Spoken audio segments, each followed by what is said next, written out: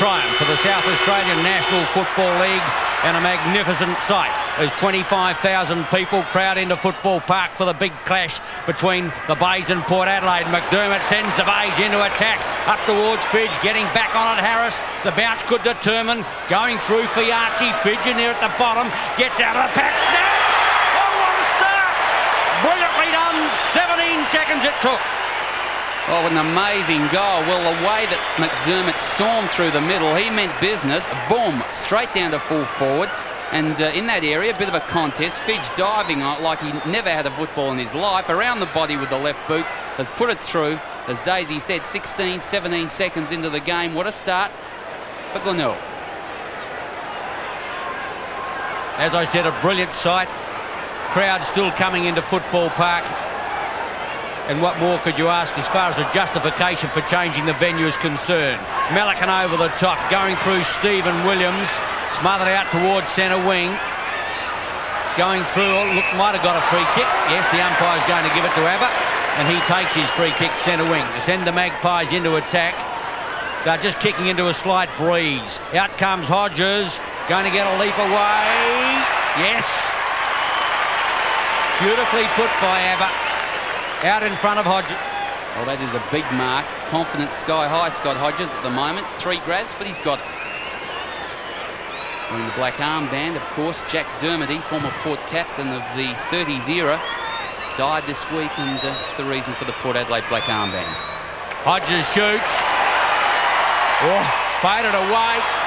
Bad luck, and you can see the breeze there, Bucky. That ball almost stood up in the last 5 metres of its journey. Well, that surprised me, Daisy. I thought the breeze wasn't nearly as strong as that. It must be blustery down there.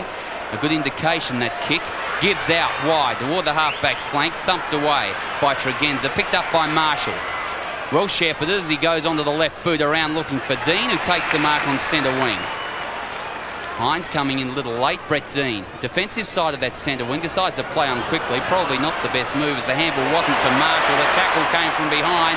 Port Adelaide are working it hard. Rowan Smith got the benefit of it. Out toward Hines. Hines through half forward. Hodges on the lead. Johnson, in fact, it was. Went for it, didn't take the mark.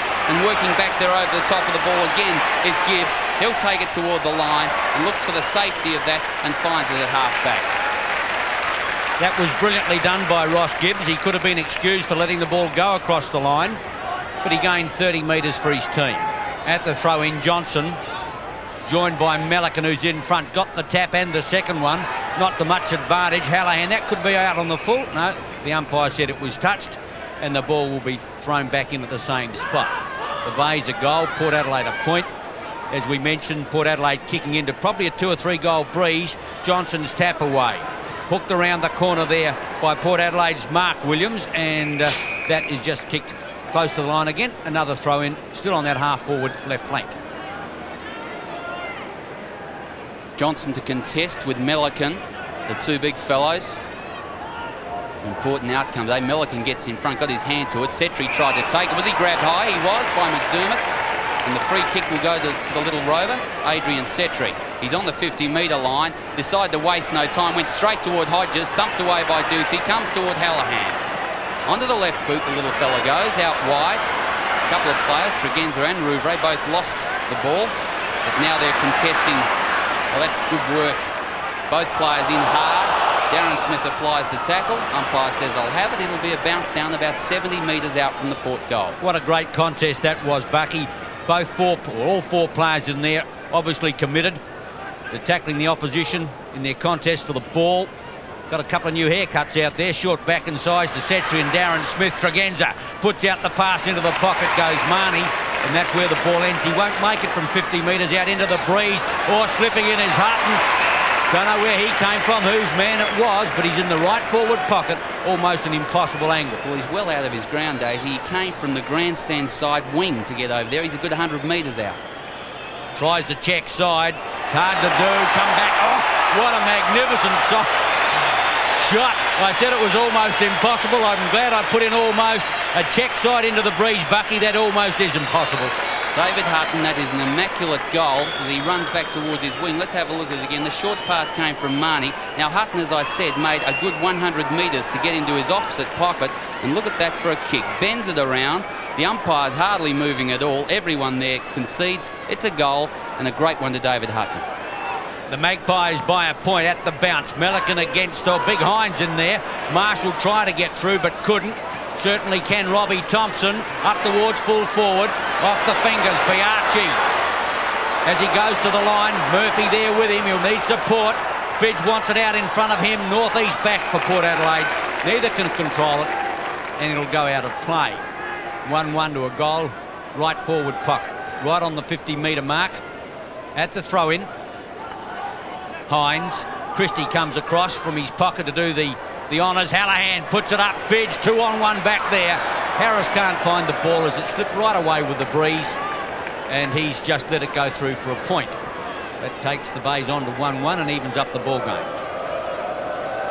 Yes, we've played almost 6 minutes into the first quarter. It's been pressure, real tension, and a big crowd at Football Park enjoying it in bright sunshine. Phelps wide and deep toward the pocket. No one will touch that if Christie has his mind to it, and he has. Shepherded well and allowed him the free kick back. It's good work by the big fellow, using the brains. Put the ball in toward the full forward area. Fidge was there, thumped away from him by Harris. Comes to ground. Hallahan tries to burst through.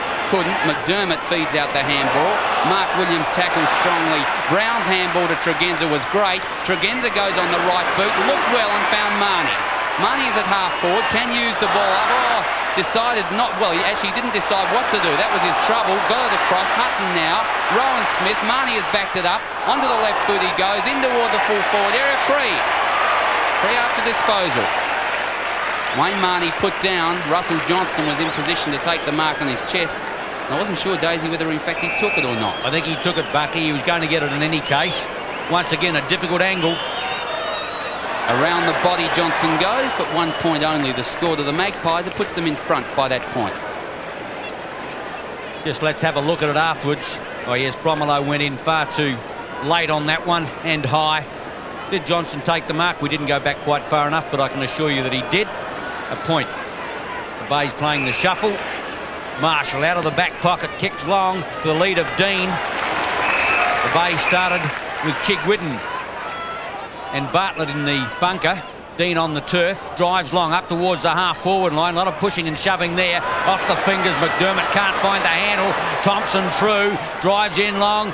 Too far for Fidge, or this could bounce towards the goal. Getting back on it is Phelps. Won't concede the point. Dummies, Phillips. Finding space on the outer side is Tregenza. Did it well on the half-back flank. Simon Tregenza kicking toward his centre wing area. Doesn't quite make that. Stephen Williams makes the lead shorter. That could be 50. Williams wastes no time. Plays on quickly, shrugs the tackle. Now goes towards centre half forward. Marnie again in the play, takes the mark strongly. This time the handball is good to Hutton. Hutton can go long toward goals, but that kick is skewed off the inside of the boot. Under pressure, and there's plenty of it out there. That's out of bounds in the forward pocket, about 30 metres around from the Port goal. Brian, a couple of the Bay players will have to tighten up. Marnie's getting out far too much in open space, and also the Bay wingman. I'm trying to think who's on Hutton. I thought it was Dean. Abber's back there with him at the moment. Brown hooks it high in towards full forward, looking for it up there. Hodges, here's a chance now. Setri, new haircut and all, gets it back now. Mark Williams, 30 metres out, never gave it a chance. He was well offline. Maybe he could have steadied just a little longer, but he didn't, and kicked the point. Yes, I thought he may have steadied, and maybe Mark Williams is thinking it now. Perhaps players around him should have said that he was free because he had a good 5 metres or so. Nevertheless, players huddle in the centre for Ross Gibbs as he kicks out wide towards centre wing. Spoiled away by Tregenza. Hallahan will get there first. Uses the left boot effectively. Around the body, McDermott is there. Handball off. Finds Thompson. Thompson short and chipping in is Hines. Takes the mark, and again Port Adelaide are wasting no time. Hines with the kick in, but straight toward Bartlett. Has no trouble in swallowing that one. And also the Port player in Wayne Marnie. What's Bartlett doing in defence, Bucky? I thought he started on the interchange. Well, I thought he was on interchange. He was named an interchange, but the Bays have swapped it around a bit. The Magpies are going into attack again. We'll try and pick up those moves as we go. Johnson's got it again across to Hutton. Can he get his second? Inside of the boot again, David Hutton, and he's missed an easy goal. The Magpies might rue those couple of chances. I'm just looking for Lyndon Bowe out there. I haven't seen him in the play. Gibbs takes the kick in to the outer side. sets his teammate up there. Thompson didn't have a chance. Rowan Smith has been given the free kick for in the back. As you can see, he's 50 metres out, won't make the distance from there. Off goes Darren Smith on a short lead. He's coming into Hines. Now, I doubt whether Hines can make it from there either. It's a long kick into that breeze. Port doing all the attacking in the open 10 minutes. Long kick, once the breeze gets hold of it. No, I think he's got it. Oh, what a magnificent kick. Third kick, first goal. Port Adelaide 2-4 to 1-1 on Nine's Wide World of Sports. That is a tremendous kick from David Hines, right on the 50-metre line. It was clever work to bring it back to him because, OK, the angle was better. The distance wasn't much different. Here we see Rowan Smith. He's 55 to 60 out. Across to Hines. Had to go at it pretty hard with one hand. Then the second grab. In fact, he did get a bit of distance there, but you see he's kicking from 60. And against the breeze, that's an enormous kick. At the bounce, Melican, McDermott, Maynard. Tumbles one in towards Fidge. You'll need a set here. Has to stand and deliver. Harris over the top. Thumps it back towards Dean. Tregenza in and out. Phillips likewise. The bodies go in hard. McDermott can't find it. Might get a free kick. Jamison tumbles one in. Fidge again. They tackle him high. And the umpire said holding the ball. He might have been a little unlucky there, but whatever, he's lost the football. It comes out from Phelps. Setri on the half-back line. Bucky? Look, we have a look at that one again, and it was a dive forward, and it was as much a push in the back as it was a free kick, but of course umpires are loath to pay them in front of goals like that. The play is still on at half forward for the Magpies, and Brown has taken it out of bounds, and this game is enormous in terms of its pressure. Players are really working hard, so they ought. Port and Glenelg in front of what we think is about 28,000 people is a real contest. That was almost a throw by McDermott, but well across toward Maynard. Abernathy off his boot, beautifully taken by Jamison. The high kick towards centre half forward. Fidge is steaming in. Harris is with him. Fidge uses the body the better, but Phelps will take it away behind the pack. The Magpie defender wide towards centre wing. Here's a go. Rouvray just about best on ground in his last performance on centre wing. Tregenza, great player for Port Adelaide, and the state has got the free kick. Rouvray's a little disappointed, but I can tell you it was the right thing to do with Tregenza's pace. Had he got away, they would have gone into attack. Bromelo back, check side of the centre line, kicks long up towards the half-forward line. No one home for the Bays, and a fine mark taken by that experienced defender in Gregory Phillips. He's at centre half-back. Man Mountain himself to edge Port Adelaide defence. He's going in short to Rowan Smith. Well put. He's still the check side of the centre line. Runs it now. Here's a chance for them to go. Abba's clear. Drives long. Out steams Hodges. Never got a leap away. Doopy at the back. Judged the flight far better and has taken an easy mark at centre half back. Doothy directs play back towards centre wing. Hines is in front. Murphy over the top. Gee, that's well done. Slips it to McDermott in turn. The runner is Marshall.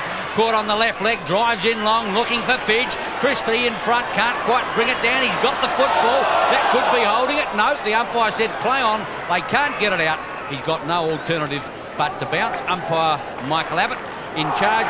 With him, Mark Mackey. Glenelg look potent up forward. The big fellow Christie and Fidge both are always dangers. And plenty of open spaces there if they can get it through to those guys. Phillips thumps the ball away. Northeast will get there first. In support is Phelps. Looking for the handball off. Evades nicely. Then the short pass is dangerous, but Setri's equal to the task at centre half back. Plays on quickly. Across to Phelps. Phelps again a low kick towards centre wing. Hutton overruns. Marshall there supports Gibbs. Gibbs picks the ball up. Kicks high.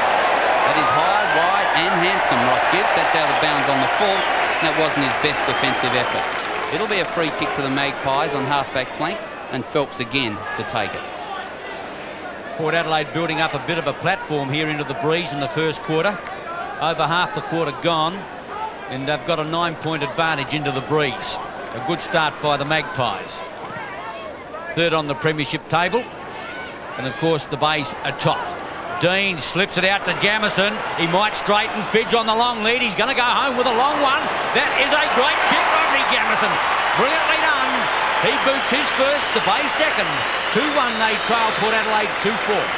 Well, again, that's a glorious goal. He had the breeze at his back. Here's the handball, very quick out by Brett Dean. Now, the option was here. He could have gone short, and he had a couple of leads, but well sized up Rod Jamieson, long to the goal front, unprotected. There's no one there. They wouldn't have touched it anyway. It was a great kick, and through for his first goal. 2-4-16, Port Adelaide. The Bays are 2-1-13.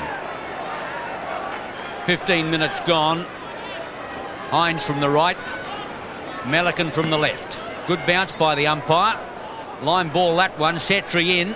Can't get it clear. Playing by Melican, and the umpire will have to rebounce the ball. Ideal conditions. Turf in magnificent condition, despite the rain that we had during the week. Melican can't get it out, but Maynard can. Tumbles one in towards the half-forward line. Lamb can't get into the game as yet. Well shepherded Phillips gives a chance for Tregenza and/or Northeast. Tregenza kicks to the lead now of Stephen Williams on the outer side, who can't control the football, and it's out of play at centre wing. Boundary throw-in. The banner for Glenelg as they ran out said, "Tonight we dine on football's glory. Humble pies will tell the story." This stage it's a pretty even contest. Into the first quarter, the Magpies have had a little bit more of the play, but Glenelg looking dangerous. Brown got it across, but only as far as Jamieson to Gibbs, and Gibbs puts it back in front of Hallahan, takes the mark on his chest. Oh, this is quick play, and it's good too. Across to Marshall, short pass, Fidge on the chest, he's taken it low, and that is superb work. John Fidge, a chance for his second goal. He's about 35 metres out. The angle, not too much of a worry for a full forward of this guy's calibre. He's got the breeze in his favour as well. Taking plenty of time, a good 20 metres back from Ben Harris, the man on his mark. Second kick to Fidge. The first one was a hook around the body. Goal. The second one also a goal. 100% conversion rate for John Fidge. Great build-up there by Marshall. That's the perfect pass. Maybe just a half a metre too far, as Fidge would probably didn't really want to dive for it, but there was nothing that Harris could do. And doesn't Fidge read that wind beautifully? Brought it back left to right, right through the middle. And the Bays have now got a 3-point advantage, but I suggest it may not be enough at this moment whilst they're kicking with the breeze. 17 minutes gone. Back in the centre, umpire Mark Mackey to bounce the ball. It's Hines in ruck against Melican. Two big leapers. Melican got up high, got his hand to it, put it down. Lamb couldn't take it. Over the top of the ball, Mark Williams works his way through. Now kicks toward the half-forward area. Puts it out in front of Darren Smith. Also sporting the new haircut today. The short look is in for the Magpies. Across to Johnson. Johnson's short. Setri was on the lead. Brown has taken it. Now goes long to goal. That is a great kick. That's through the centre. The Magpies have replied. Well done, David Brown. Once again, it was the kick to the open space. Smith got it back to Johnson. Short. Good defensive work there by Gibbs, but Brown came out with the crumbs. And, gee, that's a good kick into the breeze. That didn't seem to hold up at all. A magnificent shot of the woodwork. And that's their third goal, his first. And now it's Port Adelaide by 3 points. Just over 18 minutes played in this first quarter. Back in the centre. Melican is getting higher at the centre bounce. Let's have a look at Hines this time. Pretty well line ball. Maybe Hines got that one out. Murphy took it. The handball across to Dean. He missed his player in Marshall. Marshall gets it back. And McDermott kicks it high toward the half-forward area. Fiachi's underneath the ball. Has to contest. Lamb is in there over the top of it now. Hallahan, the short kick around is clever. Dean is by himself, takes the mark. Now can Jamieson pop his second? Left boot at it. Goal umpire says good enough for me. Jamieson, with his fourth kick, has kicked his second goal. Gee, the Bays have got a few players moving through their half-forward line that coach John Cale wouldn't be happy about. Once Lamb did the hard work, Hallahan, a beautiful little kick, and they've got a choice of players out there, Maynard, Dean and/or Jamieson. Jamieson was the chosen player. He's petty dexterous, popped it through with the left leg. He's booted his second, and once again the Bays are in front by 3 points. Goals raining by the minute here at Football Park, and the crowd enjoying it. In the centre again, the Hines and Melican contest. Line ball, Williams takes it out. Mark Williams toward the half-forward area. Darren Smith underneath it, thumped away. Comes towards Seabone. The handball across, looking for Gibbs. He's had a fair bit of work to do in this first quarter. Wide toward Marshall. The ball spoiled away by David Hutton. The boundary line wins out. It'll be a throw-in between centre wing and half-forward left for the Magpies. In ruck will be Smith doing the work. Melican from behind. Smith got it, couldn't find anyone. Chance now for McDermott. He'll have to get rid of that in a hurry. With him is Mark Williams. Couldn't think of two more players who would more attack the ball at the base of the pack. Smith out in front of Hodges, too far. In comes Hines. Johnson it was. The umpires ruled that a throw, I believe, against Russell Johnson, and he won't let the Bays play to advantage. It's going back to be taken by Bromelo, who in turn sets up Seabohm. The umpires paid the mark, but gee, left him out to dry a little bit, flat-footed. Didn't have a lot of chance to protect himself. That's a poor kick, intercepted by Stephen Williams. He's just the attack side of the centre line to send Port Adelaide into attack. Loose checking Abernethy. Now, if Hines could kick a goal from there, I reckon Abba can, but he'll give it to Rowan Smith on the fly. He's well clear. He can walk into the open goal. He shouldn't miss this. Pops it through. Or tried to pop it through, and he ran straight into the aluminium. Well, he almost broke that post, hit it halfway up, really launched the ball at it. He had the choice, Rowan Smith, to stay there and take his mark and have a set shot at goal, but he had a good 10 or 15 metres. It was the right choice. He played on, but in the end, the kick just wasn't up to it. Ross Gibbs gets a lot of distance with that kick. Rouvray over the top, almost paid that mark. Thompson got the handball out. Pack form. Stephen Williams on the bottom of that. Chris McDermott, two more determined players you couldn't get. And a bounce down. On the point of the square, Darren Smith takes it for the Magpies. Taps over looking for Marnie. Bromelo is over the top. Mark Williams over the top of that. And it'll again be a bounce down by umpire Mark Mackey, joined this afternoon by Michael Abbott. The bounce on the half-forward line for Port Adelaide. Gee, I reckon the crowd is still building. A marvellous scene. Sunday game. Melican gets the tap away, almost Mark Williams. Nothing's going to happen in there. And umpire Mark Mackey back. Just have a look at that. The members' stand is absolutely chock-a-block full. I don't think you get another person in there. It just shows what people will do. They've got the game and the day. Out towards centre wing. Go close to the line. Stephen Williams used his body well, and Maynard takes it across the line for a throw-in. 22 minutes gone. 3-5 Port Adelaide, 4-1 the Bays. The Magpies have had a lot of shots at goal. 3 goals, 5 indicates that, but a couple of them, 3 of them that I can recall, were easy shots that should have been goals. So into the breeze, they've done well in this first quarter, but Glenelg also looked very dangerous up forward. Short hairstyle. They call him Hollywood. They won't anymore with that short haircut. Adrian Setri. Handball away from Darren Smith. Rowan Smith takes it. The umpire's going to give the free kick back here, and Mark Williams is not really happy with Jason Bromelo's attention. David Brown has the free kick. Brown on the lead. Hodges goes in that direction. From behind, Duthie will spoil. Hodges in front, down to ground. Setri, Gibbs, and across the line. It'll be another throw-in. About 55 to 60 metres around from the Port goal. 23 plays 25. 2 points the margin in favour of the Bays.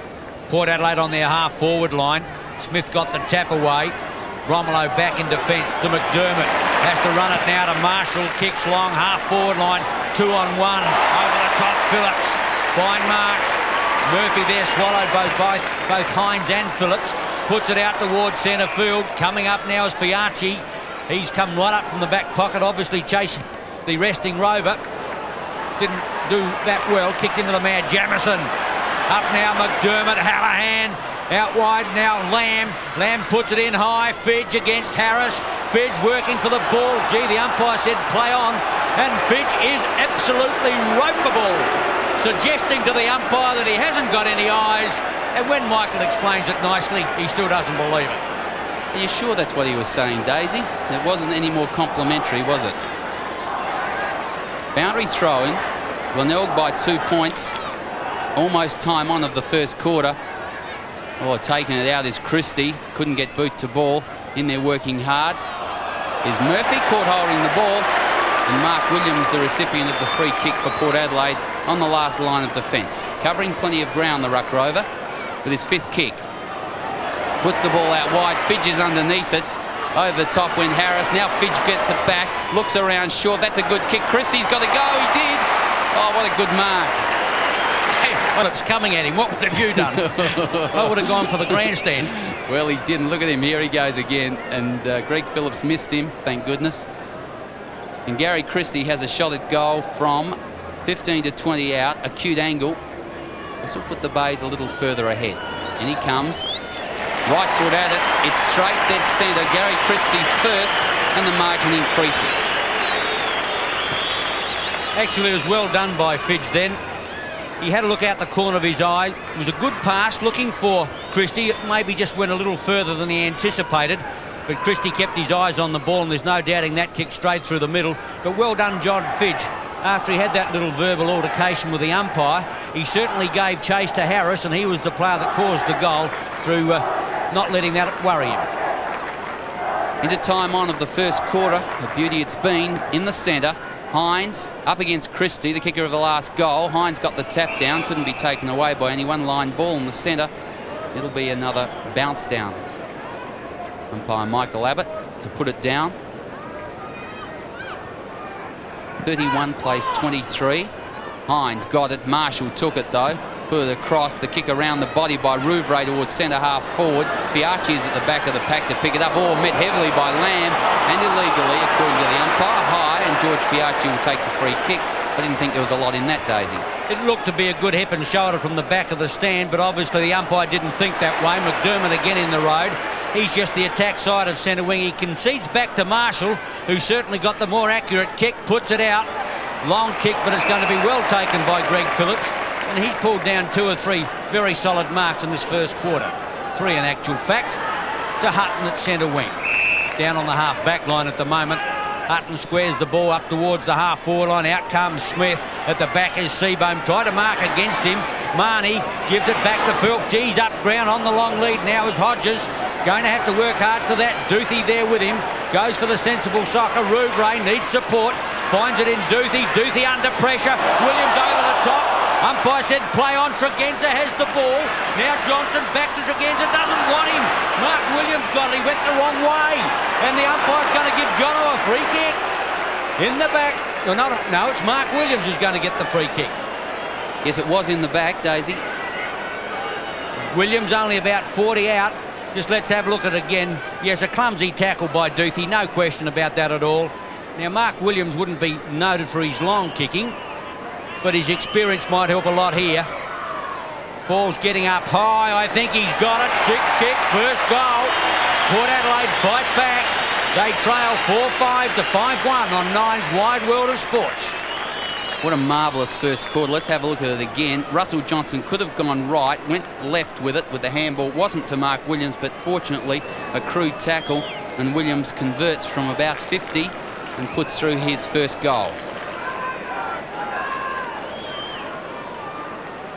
Free kicks in favour of Port at this stage, 10-2.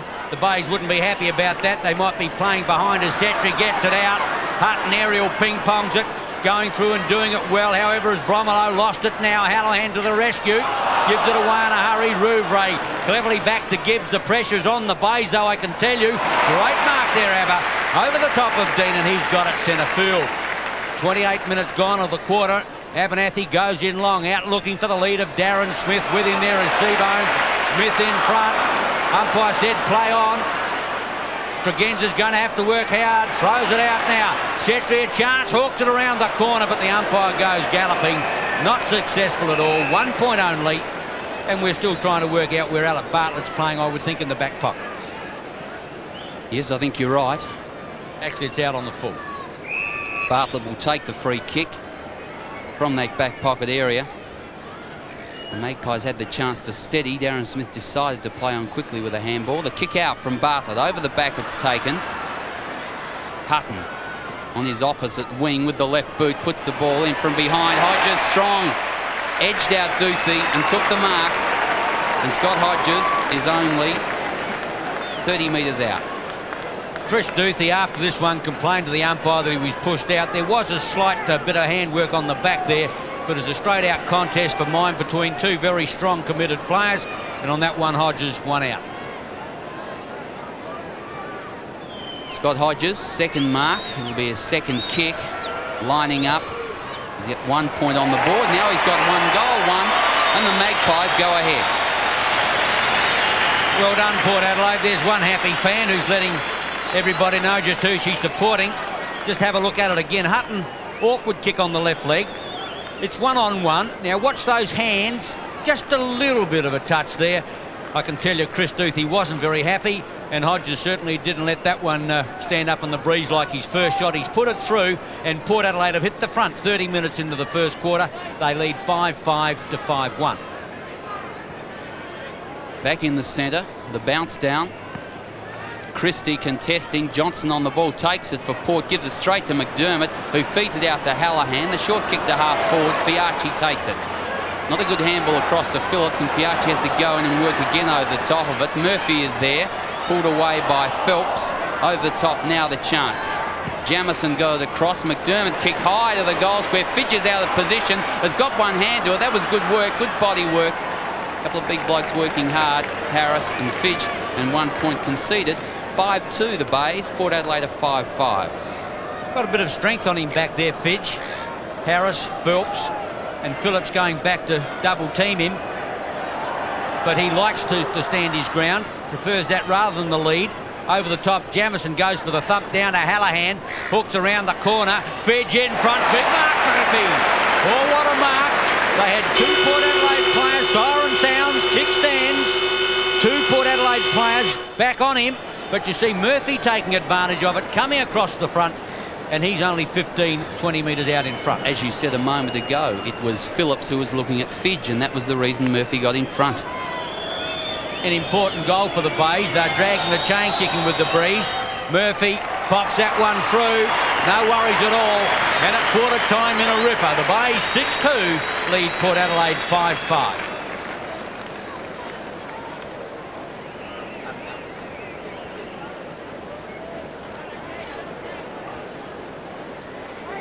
Max, this is not going to be easy. Exactly. Left. Yeah. Oh, I don't know. I'll just chat with Brian. I rather like the opening, mainly because of the quick goal that the Bays got. You could get an opening 10 minutes there with go out with Hines. Sorry.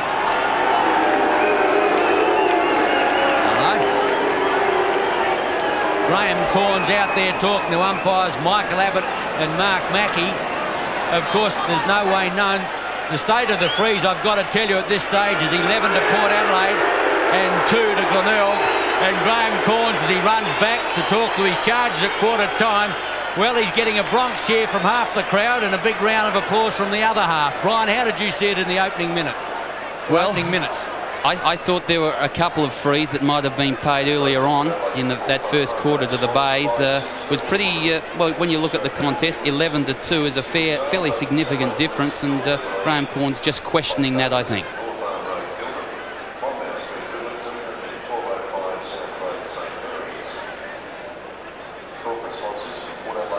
Yeah, well, as I said, I rather like the opening 10 minutes if you can, because you've got Fidge's great start, then Port coming back with a couple of goals, and then maybe if you want a second block, run the last 8 minutes. Oh, yeah. 25 through 31. If you want another block in there, you've got Christie's goal, Williams' goal, Hodges' goal, and the last one of Murphy at the Soren. Correct.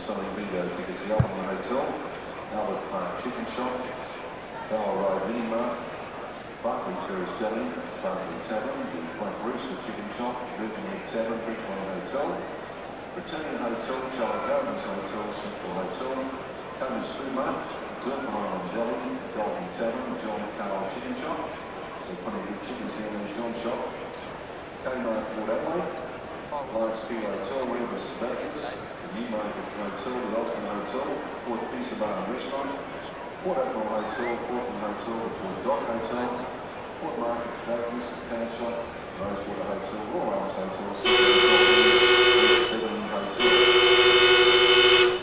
So the Port Adelaide Football Club gratefully acknowledging those places or outlets for supporting the sale of bingo tickets.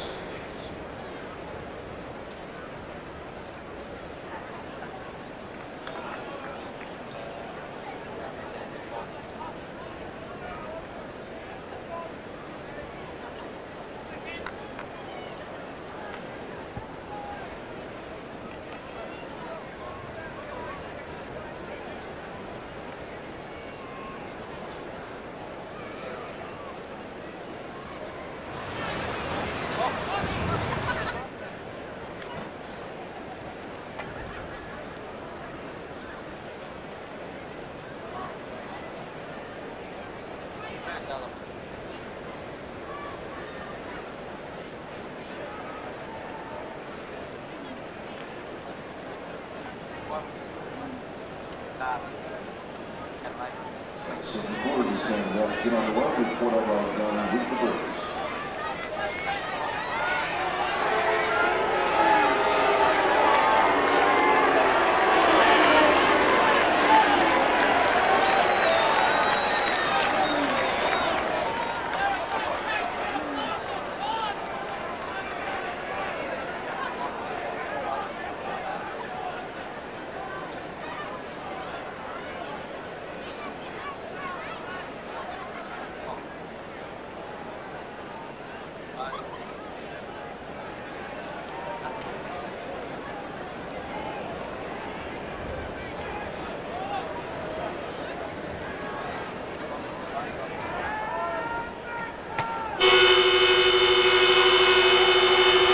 Start of the second quarter, the margin is 3 points in favour of Glenelg. They had the breeze in the first quarter and really an entertaining game thus far. Back in the centre, up they go. Hines gets the tap out, got higher. Rouvray took it away, looking back for Seabohm, and the umpire's seen a free kick. And, well, the Bays have got it, so maybe Graham Corns going out at quarter time has made some difference. Rouvray has put it in toward the half-forward area. Big spoil from behind. Comes toward Stephen Williams, tackled from behind by Murphy. That's a good shovel out, gives Jamison the chance. It came from Marshall, now picked up by Hutton. Puts it back to half-forward, and Thompson a diving mark in that area at half-back for the Bays. Transfers the play to the wing. Bromelo has got about 15 metres. Can he keep the ball in control near the line? He can. Now goes short, lead provided by, but the mark not taken. Hutton is in there. Maynard was the player. The tap out comes directly to Rowan Smith. Beautiful turnout. Back to Brown. Brown toward the half-forward area. Darren Smith is there. Seabohm spoils away. Now they dive on top of the ball. Soccer attempt by Marnie. No free kick. Thompson is in there as well. The ball put down. Tackle applied by Hodges. Pretty heavy work. Umpire will bounce. 6-2-38. The Bays. Porter 5-5-35. Yes, that's the move the Bays have made. Chigwitten and Bowe are still in the bunker, so Bowe started that way, and as we've said, Bartlett is in the back pocket. The bounce down just out in front of Port Adelaide's goal. Johnson edged out the other player, and I think Big Russell knew it. McDermott on the left leg, one-on-one back here. Rouvray, Tregenza, an outstanding contest. The two brilliant young players. McDermott gives the support. Left legs one back towards centre. Going through strongly was Maynard. Dean, the Bays build, drive long, 2-on-1. Avers got his name on this one. No, Phillips it is. And the umpire said play on, he's dropped the football. The umpire's letting him go on. I don't know why he said that. Phillips bombs one back towards centre field. Big leap, Jamison! Slips it over to Murphy. The Bays on the march. Oh, what a great smother. David Brown puts it out in front of Setri. Once again, this time it's Gibbs through, fades, runs into trouble. Big Melican lopes after it, uses his body beautifully. Mark Williams, Stephen, back now to Seabohm. The bodies go in hard, now Dean.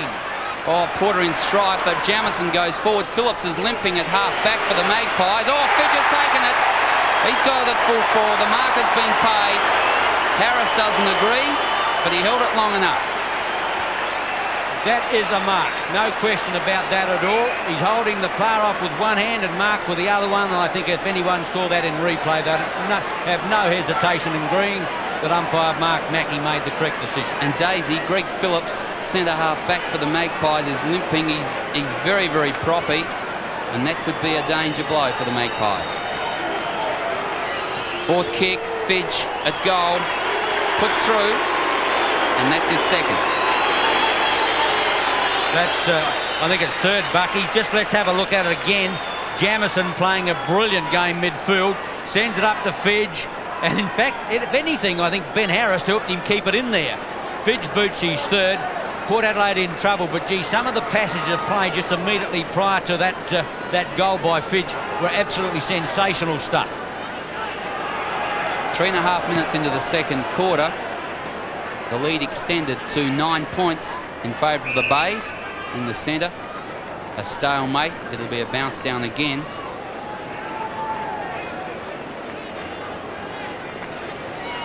Hines will contest. Melican will come in from the same side. Melican got his hand to it, tapped it back, picked up now by Foster, who's onto the ground. Abernathy off. The kick toward the half-forward area for the Magpies. Over the top is Gibbs. Now the chance for Setri. He's got a bit of space. Darren Smith can go short. Decides to go for Hodges. Hodges in front. Mark taken strongly. Brown not happy with the attention that Duthie was paying to Scott Hodges. But Hodges has the ball, and he's only 30 metres out. There we see it again. And that's the defender's job. Yes, I think Chris Duthie made sure he knew that he was still around, but a top pass, good mark. Scott Hodges lining up. Third kick, has 1 goal, 1 to his credit. Lent back on that one, but it's straight enough. Hodges has 2. The Magpies 3 points behind. Must be a bit of a worry to the Bays there. There were a lot of Port Adelaide players around the drop of the ball. Finally it came out to Darren Smith. Good lead by Hodges, and that's a strong one-grab mark. And Duthie just buried his head in the sand for a while there. And obviously a goal. He boots his second. Port Adelaide fight back, but trail 6-5 to 7-2. We're 5 minutes into the second quarter, and the quality of the game is excellent. Yes, it surely is. Greg Phillips still moving around gingerly at centre half back for the Magpies, but he's still on the ground, and that's a good sign for them. Back in the centre, the bounce down. Hines coming in hard. Melican, line ball. Williams is in there, can't take it away. Both Stephen Williams and Mark Williams, and Stephen Williams has been given the free kick. Evidently pushed in the back, according to the umpire. From the centre of the ground, decides on the tumble punt toward half forward. Gives the forwards not much chance. Melican was up there, put it down. Thompson takes the handball across. That's good work to Bromelo. And Bromelo to half forward. Lamb is by himself there. You can't let that happen. Across he goes to Jamison. The Bays are building long and deep in toward the forward area. The chance for Murphy. Pitch from behind. Left boot. Can he bring it around? Not far enough. That's out of bounds on the full. And the Magpie supporters give a cheer. Rod Jamison is a damaging player for the Bays with his long kicks into attack. He's certainly not mucking around with the ball when he gets it. Northeast can't find it. Murphy over the top. Quickly in now Tregenza. And the ball will be put back into play on the half-forward left flank with the Bays in attack. They lead by 3 points. At the throw-in, Hines against Murphy. McDermott. Well done, Mark Williams. Marty, beautifully done. Tregenza tries to draw the opposition. Takes a chance on his pace. Maynard can't get anywhere near him. He drives in long. Hodges underneath the football. Gibbs getting back. Coming to meet it. Johnson. Gee, he nearly took Gibbs out. In trouble is Seabone. He goes for the safety of the line. And I suggest just a half a centimetre more, and Gibbs might have been history for the afternoon. Yes, boundary throw in, forward pocket. 44 plays 41. The Bays in front. Johnson with Melican. The two big fellows contesting. Johnson dives out across to Rowan Smith. Now to Brown. Can't pick the ball up. Held it in front. And again the safety of the line by Duthie. It'll be a boundary throw in about 10 or 15 metres from the Port goal. Two big ruckmen to contest. Williams and McDermott coming in now in the front of the pack. Taken by Darren Smith. Has to get the handball away. Bartlett applies the tackle. The umpire will bounce. That right forward pocket, the Bays have got Jamison in the centre on Stephen Williams. Obviously Marshall's on one wing. At the bounce down, hooked back there by Bartlett. McDermott under pressure. Robbie Thompson, after his fine interstate debut, proved a very worthwhile defender for South Australia. Glenelg first. Product of the reserves, good to see. At the throw in the right forward pocket, Johnson can't get his hand to it. Mark Williams, Smith on the left leg, puts it out in front of Hodges. Duthie there with him. Hodges, Duthie, play on is the call. Setri in against the tide. He's got the football. Too long, said the umpire. And the free kick for holding the ball will go to Maynard. Oh, I think he's going to kick short to Thompson. Just got it inside the line, and Thompson will relieve from that right back pocket. Yes, just made ground. The kick toward the half back here. In front, Foster, the Magpie, takes the mark onto the ground in the second quarter. The kick in long, deep to the forward pocket. Hodges has got the chance to mark from behind. Duthie spoils, and Seabone can't control. Again, it'll be across the line. Boundary throw-in. Enormous crowd here at Football Park. Chock-a-block in the stand, and we think over 25,000 people. Enjoying the game. Johnson takes it from behind, looking for the handball off, couldn't get it out. In there, Marnie over the top of the ball. Again, he can't get it out, and the umpire, this time Michael Abbott, will come in and bounce the ball about 40 metres from the Port goal. The Bays by 3 points at the 9-minute mark of the second quarter. In ruck, in fact, Mark Williams came across the top. Setri tackled heavily on Duthie. Mark Williams over the top of it there with Marshall. Nothing coming of that, and there's been a lull in play in the last couple of minutes. You're dead right, Bucky. No one out there is prepared to give too much away. They're going in hard for the ball, determined not to let their opposition get it. Bartlett, Brown, Bromelow. Now Robbie Thompson, back to Gibbs, who's got time this time to have a look. Puts it long back. Phillips resuming play, but in front was Hutton. Hutton plays on, hooks around the corner, floats one in towards the half-forward line. Getting back on it is Bartlett, or Bromelow it is, have to work hard now. Bartlett it was in the first place. Back now, Tregenza chases it to the line, will be close. In comes Rouvray, made his intentions clear. Great fight by Tregenza, drives in long, up towards the half-forward line. Johnson's there, slips it out. Here's a chance now, hooking around the corner is Hutton in towards full forward. Duthie, Seabohm, now back in defence. It's Brown, hooks for goal, but he's offline. Well, Marshall looked to have his name written on that one, but the ball took the wrong turn for him, and Brown had a flying shot at goal. Yes, I don't think David Brown knew what was happening there. For a minute he was chasing a player, and all of a sudden the ball was in his lap and the goals were within his sight. Kick out by Gibbs, or Milliken should have taken that, uncontested. Rouvray is there to back him up, has to break 2 tackles, now gets the handball across to McDermott, back to Rouvray again, can go short, and that is not a good kick. Hutton the chance, the handball across has not given Port a lot of chance. Bromelow almost caught holding the ball, picked up by Tregenza, long to the goal he goes. I think the umpires called it 1 point. It is. Gee, Brian, he could have steadied a bit longer there. There was no one around him, and perhaps his teammates didn't let him know that he could have run and steadied into goal. There was certainly no pressure on him at all. But gee, there's plenty of pressure on the players with a football normally. Seabohm from Gibbs. Thompson. The Bays edge it out of defence. Thompson can go for a run. He's 30 metres clear. Brown trying to catch him, but Thompson at centre wing now kicks long as the Bays go into attack up towards the half-forward line. Fiacci made a mess of it, but certainly not his evasive tactic. They're getting out of it. Rowan Smith in front over the top. The mark, Bromelow, play on is the call. The Bay crowd don't like that. Hooked in by Darren Smith up towards the half-forward line. Hodges over the top. Can't bring it down. Hines out with it. Rowan Smith, 45 out, goes for home, touch and go. Wrong side of the aluminium. 1 point only, but another promising attack from the Portonians. Yes, and the mistake, I thought, Bromelow coming from behind attempted to mark on centre wing, and really a defender has got to spoil away. I'm sure he'll get that message from Coach Graham Corns. The tap back, it had to come from Jamison, otherwise it would have been a free kick to the Magpies. Tregenza can put it in, and Setri can take the mark, and an easy shot at goal for the Magpies here. It was not a good kick out from defence. Jamison had no choice. Now Setri is 30 metres out at the very most. All tied away, 44 points apiece as Setri puts it through. He's notched his first goal with his 5th kick, and the Magpies go a goal ahead. Poor defensive work from the Bays. We didn't go back quite far enough. Certainly it was brilliantly set up the end by Tregenza. That's a perfect pass, and the boy certainly knows what to do with the ball when he gets it. And Setri from 25 out. Murphy had no... Was it Murphy? I think it was Jamison who had to keep the ball in play, no question, and that cost them a goal. Interchange being made, Milliken off and Chigwidden on, and that's a fair interchange.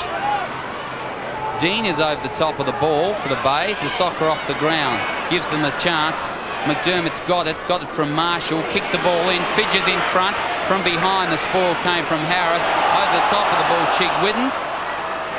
Buried with Foster and Fiacci, and Lamb is not happy about Foster's attention. The two have a little tete-a-tete. Umpire Michael Abbott restores order. He'll bounce the ball only 20 to 25 metres out from the Bay goal. A lot of players around it. The tap down. Comes toward Marnie. High kick out of defence. Hutton is there in front. Jamison takes the good body position. 8th kick. He's also had 4 handballs, so he really has been a star on that wing. That kick is smothered well by Hutton. Gives the chance for Maynard. Around the body he goes to full forward. Big fly there, but the thump away from the forward defence is good. Oh, it's still in play. Cheek Whitten in the forward pocket gets a good bounce. Puts it back to full forward again. Oh, Murphy over the top. Off his knee. It must be. It's touched, the goal umpire said. Murphy complaining to the goal umpire, but it was either touched or it came off his knee. Murphy was not happy, but he's not carrying on with it too much. Let's just have a look at it there. Maybe it was touched by Fidge, his own player.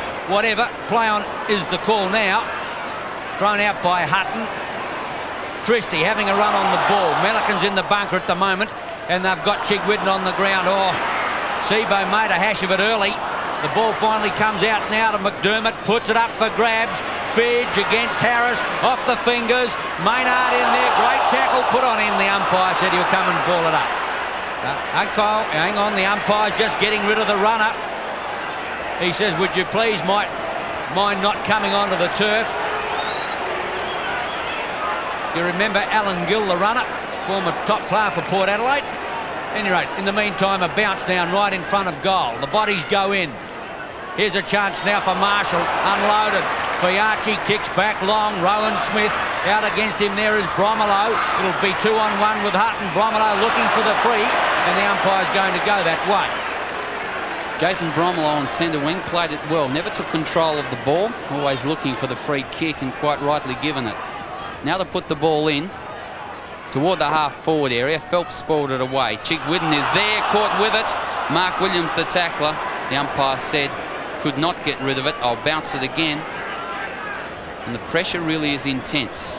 7-8-50 the Magpies. Glenelg 7-3-45. So a 5-point margin. We've played just over 16 minutes now. Umpire again's going to do the honours. And the ball is placed somewhere between centre wing and half forward for the Bays. Still trying to work out where the Bays have got these players. Earlier I thought Jamison was playing centre. Now I'm convinced he's back on the wing. He's going to get a free kick for a trip. Whatever he's doing a lot of damage. Maybe McDermott's midfield. Whatever. Jamison with the ball. High, up towards the half-forward line. Murphy over the top. Well, that's a contested mark. Play on is the call. Phelps throws it out. Hallahan through, lost the football. Phelps can't find it. Great tackle on Lamb, but the ball is being held to that player. No question about that.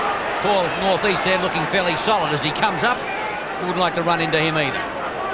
No, he looked pretty satisfied with that tackle. He knew he'd done well, the defender. Mark Williams in. Is that a high tackle? It is. And the Port Ruck Rover takes the free kick. 7th kick wide toward Hutton on centre wing. Got away from Jamison on that occasion. Defensive side of the centre wing, goes into the centre of the ground. Foster makes position there, didn't take the mark. Marshall had to go at it head first and did well. Over the top of the ball again. Tregenza working hard. Interchange. Greg Phillips coming off for the Magpies and Bruce Abernathy going back on. Meanwhile, the players back on centre wing. Tregenza around the body toward the half-forward area. Ross Gibbs. Stephen Williams is there. The soccer off the ground. Comes to Seabohm. That's a great tackle by Darren Smith. And again, the umpire has no choice. Smith is not happy. Thought he had him holding the ball. Umpire Mark Mackey says, no, I'm going to bounce. The umpire's getting a fair verbal battering out there this afternoon. From the back of the stand, it doesn't look warranted, but we're not in the heat of the play down there. Oh, Brown got it down from Hines. Hutton, if he can find the handle under pressure, lost it. Hallahan slips out the handball. It's McDermott. In turn, the running player is Bartlett. Grubbers one towards the half-forward line. Chigwidden, long way out from goal. Out comes Fidge. Oh, Harris, well done. Just got a hand to it. Murphy wants support. Great tackle put on him. Play on is the call. Chigwidden tried to run the gauntlet. Harris comes out with the ball, drives long, back towards centre field. Up over the top comes Seabohm and takes a fine defensive mark. Yeah, the tackling is fierce. No doubt about it. That is a 50-metre penalty again. Well, not again. It's the first time we've seen it today against Wayne Marnie, who came in. He thought the Seabohm was off. Marnie putting hands on head, can't believe it. I think he had Rouvray out here on his lonesome at centre wing, and Marnie could see that. He thought he'd cover it, but of course it was illegal. Uncharacteristic for John Seabone to be shooting at goal, but he's about 55 out. He's gone for the short pass. Rouvray now takes the mark, and that's pretty poor defensive work from the Magpies to let a player slip down there. He's not all that much closer to goal. He'll kick from about 48 metres. The margin is 5 points in favour of the Magpies. Rouvray into the breeze, normally a long kick, hooks that one a little. Is it coming back? Goal umpire says no, just 1 point. So that margin reduced to 4 points at the 19.5-minute mark, second quarter. Bucky talking about John Seabohm having a shot from goal many moons ago. Of course, when he came from the southeast, he came down to the Bays as a full forward. But gee, he's been playing in defence now for the last probably 10 years. Been a great player in defence, incidentally, too. Marshall gets it out to Seabohm, who's going to have to raise the gallop. Brett Dean, who's finding it hard to get into the game. McDermott hooks around the corner in towards his half-forward line. Hooked back by Christie. Maynard through. Needs a runner. Gets it out to Marshall. Oh, he missed the first term. Jamison now shoots in towards goal, and he's just offline. I think his first target was missed. The second one was Jamison, who was backing up well. It was Murphy he's looking for. Just offline, and the Bays waste an opportunity. Yes, I'm not sure where Jamison's playing, but wherever he is, he's wreaking havoc. He's getting a lot of shots at goal. Ben Harris puts the ball out wide toward half-back flank. Phelps was up high. Off the hands it comes. Again, Phelps is in there. Got the handball away to Brown. Now to Abernathy, back onto the ground. Left boot toward the half-forward area. Rowan Smith and Bromelo. Well played, Bromelo. Great work. He goes for the line. In fact, he goes for a player shorter as Hallahan. Hallahan toward the half-forward area, and Maynard takes the mark. That was good work by the Bays. Maynard wasting no time again, puts the ball in. Fidge on the lead, got it. Well, he had to work hard for it even after he had it. There's no question that Fidge is a great mark if you give him half a metre, and Harris gave him that half a metre, but certainly made him work for the kick in the end. Fidge is only about 35 out in a 45-degree angle. 3 goals to his credit, 2 in the first and 1 in this second quarter. Ben Harris, the man on his mark, has a fair job to do on Fidge, who started impressively. 6th kick, and he comes, the big fellow. Distance is no worry. Accuracy is 1 point only to John Fidge, and so the margin narrowed to 2 points, 21.5 minutes second quarter. I think this first 21 minutes of this quarter confirms the fact that it's not impossible to score up there. Port Adelaide did extremely well into the breeze, and the Bay's probably doing nearly as well. So obviously the breeze is not going to be a great factor. Northeast thumps the ball 30 metres forward. Marnie, Tregenza through, tries to get the run on the ball. Joined now by Satry, back to Tregenza. Great tackle, Rouvray. Got the handball away. Bartlett back in defence. Tregenza in there again. Bartlett in, he's under pressure. Hines comes out, Rowan Smith can't find it. Working hard, Bromelo lost the football, did it well to Seabohm. Throws it out now to Marshall, the high tackle's on, back to Seabohm in the double play. But the umpire's found a free kick, it's going to Marshall for a high tackle, and he's got it on the defensive corner of the big centre square. Gee, there's not much time to be had when you've got the ball out there. You've got to get rid of it quickly, and both sides are doing it well. Good mark taken by Big Christie, Gary Christie. He's on the centre wing, far side of the ground. Run provided by Rob Thompson. Thompson decides on the bounce. Now through the half-forward area toward the forward pocket. Fidge, oh, well played by Harris. Kept the ball there. Fidge was running from behind. Hallahan picked it up. He's put it up. The chance now for Murphy. An easy mark and the value of the quick kick. Also great play by Hallahan there. He had a lot of big players coming against him as he went for that ball. He kept his eyes on the ball, won it well, and as Bucky said, it was a fine little chip around the corner to Murphy. Murphy 1 goal in that first quarter, lining up for his second. 20 metres out, makes no mistake, and the Bays hit the lead. Yes, the Bays coming back well. Port Adelaide were threatening to take the game away from them, but the last 10 minutes has certainly been theirs. Harris did well. Now watch Hallahan come into this. He had 1 to beat, 2 to beat, hooks around the corner, and getting back was Murphy, giving his opponent the slip in Phillips, or is it Abernathy now, and kicks the easy goal. Phillips is off the ground, and Abernathy, I think, has gone to half-back flank. And I'm sure that Phelps is now on Murphy, so it was Phelps' man. Oh, taken by Marnie. The Magpies go forward again. Ross Gibbs, good use of the body, take a solid mark. Almost 24 minutes played in the second quarter. It's been played at an enormous pace, as the first quarter was. Bromelo Short into the centre of the ground. Mark Williams dropping in to take the mark. Can the Magpies get it back again? Puts it in toward the forward pocket. Hodges the lead. The thump away came from Duthie. Here's danger. Rowan Smith around the body with the right boot. But he's offline. And 1 point. That's 3 points in total to Rowan Smith. And normally a lot more accurate at goal for that, the Magpie half forward. Yes, you don't want to let Rowan Smith see the goals and open spaces. Very dangerous player on his half forward line. Ross Gibbs doing the kicking in. 3 points the difference. Bayes in front. Approaching time on of the second quarter. Well put to Jamison. Playing a fine game for the Bays. 12th kick. Edges it back towards centre wing. Bartlett was rather surprised that he had that as he goes towards centre wing and Chigwidden, who can't find where it's gone. McDermott close to the line. The umpire said it's okay. Floats on in towards a half forward on. Oh, Chigwidden, courage. Top courage that is, running with the flight of the ball. Phelps was coming at him, and have a look at that.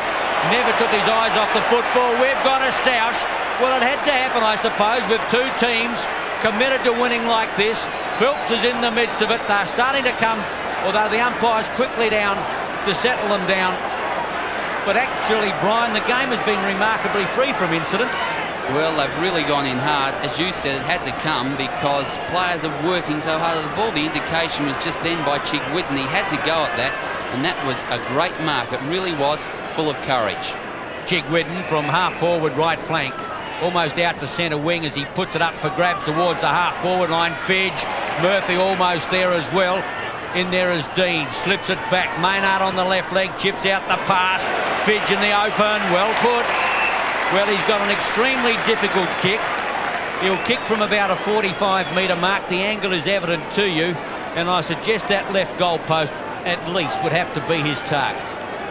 John Fitch has already booted 3, and this would be an important, or is an important goal, aren't they all, for the Bays? Send them perhaps into the half-time break with a handy lead. He takes the left, well, never ever took enough, as you can see. Floats in. Murphy, Hallahan can't quite get there. They stack up in the square, and Port Adelaide concede the point. I think it was through Foster, probably threw it back for his own goal, and he's conceded the point to the Bays. Takes them on to 8-7. Port is 7-9.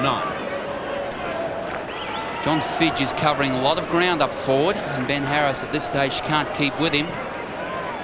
Phelps kicks in long, covers a good 70 metres with that. Hines didn't take the mark. Overrunning the ball was Foster. Marshall left it. The handball came away. Mark Williams is there to stifle. Now the chance for Brown. He's got about 30 metres on anyone. He's had a couple of bounces. He can go through half forward. He can probably shoot at goal. Setri is short, but he goes long to the goal square. That is a great goal, David Brown. That's his second, and the Magpies hit the lead again. That's his 7th kick, but what a memorable dash down the outer side and a great interception by Mark Williams. He set it up. Brown is clear of his man. 1, 2, 3. His forwards are running everywhere, around like unregistered dogs at the moment, but finally he's got the confidence to go it alone, and that is a 55-metre kick, a brilliant goal, and Port Adelaide hit the front end of time on. They lead by 2 points. 27.5 minutes played, second quarter. In the centre again, Johnson, Christie, Johnson takes it. The handball is good towards centre half forward. No Magpies there. Bromelo makes a mistake with the hands. This gives Port the chance. Hines, Stephen Williams can go long at goal. Sets it up, long, direct, right through the centre. And one mistake has given Stephen Williams his first goal. Yes, Bucky, it's also given Port Adelaide an 8-point lead too. The Bay defence has hung on pretty well, but you can't make mistakes like that. Took his eyes off the football at the critical time. Smith did well. Hines, a beautiful handball. A reflex ball to Stephen Williams. On the run, he's a beautiful kick. No question about that at all. He made the Bays pay, and now they're looking at an 8-point deficit. 9-9 plays 8-7 on Nine's wide world of sports. Our fortunes change. It was all the Bays into attack in the last 5 or 10 minutes. The Magpies have stormed in with a couple of quick goals in time on. Christie takes it beautifully, fed across to McDermott by Maynard. The kick toward half forward. Murphy is there. Northeast as well. Lamb, in fact, it was. taken by Foster. The Magpies are building again. Mark Williams towards centre half forward. Setri's got a leap from behind, spoiled away by Gibbs. The ball was left behind. Stephen Williams takes it to ground. It'll be another bounce down in the centre square, on the point of it almost, in Port's forward area. Close to half-time at Football Park. 29 minutes into the second quarter. Hines got up high, but Christie got the tap. This time Bartlett does one grab it, drives it back towards the half-forward line. The ball comes back now to Stephen Williams. Got his brother there. No, it's Piarci on the left leg. Out comes now Hodges. Needs a sit. With him is Duthie. Hodges, Duthie has to come back inboard. Hooks around the corner. Going to be close. Marnie, well done, Thompson. Hutton can't find it. Setri, Bromelo, Hutton again. Slips it out. Marnie, Brown lost the football again. Hard work out there. Bromelo back in the action. Hutton slips it back. Here's a chance. Hodges got upended there by Marshall, and that could be in the back. No, the umpire didn't rule that way, and umpire Michael Abbott will come in and bounce. Well, I'm glad he didn't give a free kick. I didn't think there was enough in it, but gee, the tackling was fierce, and it was fierce from both sides, and a good contest it was. Hines thumps the ball away, gives the chance now. Spinning out of the pack is Hutton, can't get boot to ball again. The tackling's fierce, but this time the free kick is paid, push in the back. I'd like to have another look at that one, Bucky. Yeah, the push is definitely there, no question. The umpire is quite correct. I think McDermott was caught between the devil and the deep blue sea. He could see that he's going to run into an open goal and had to do something. David Hutton, magnificent goal in the first quarter, and that kick was not his best. Only covered about 30 metres, and he really laid back on it. He did not push through the ball at all. 1 point only to the Magpies. 9-10-64, plays 8-7-55. Gibbs undecided where to go. Finally he's coming out to the lead of Christie.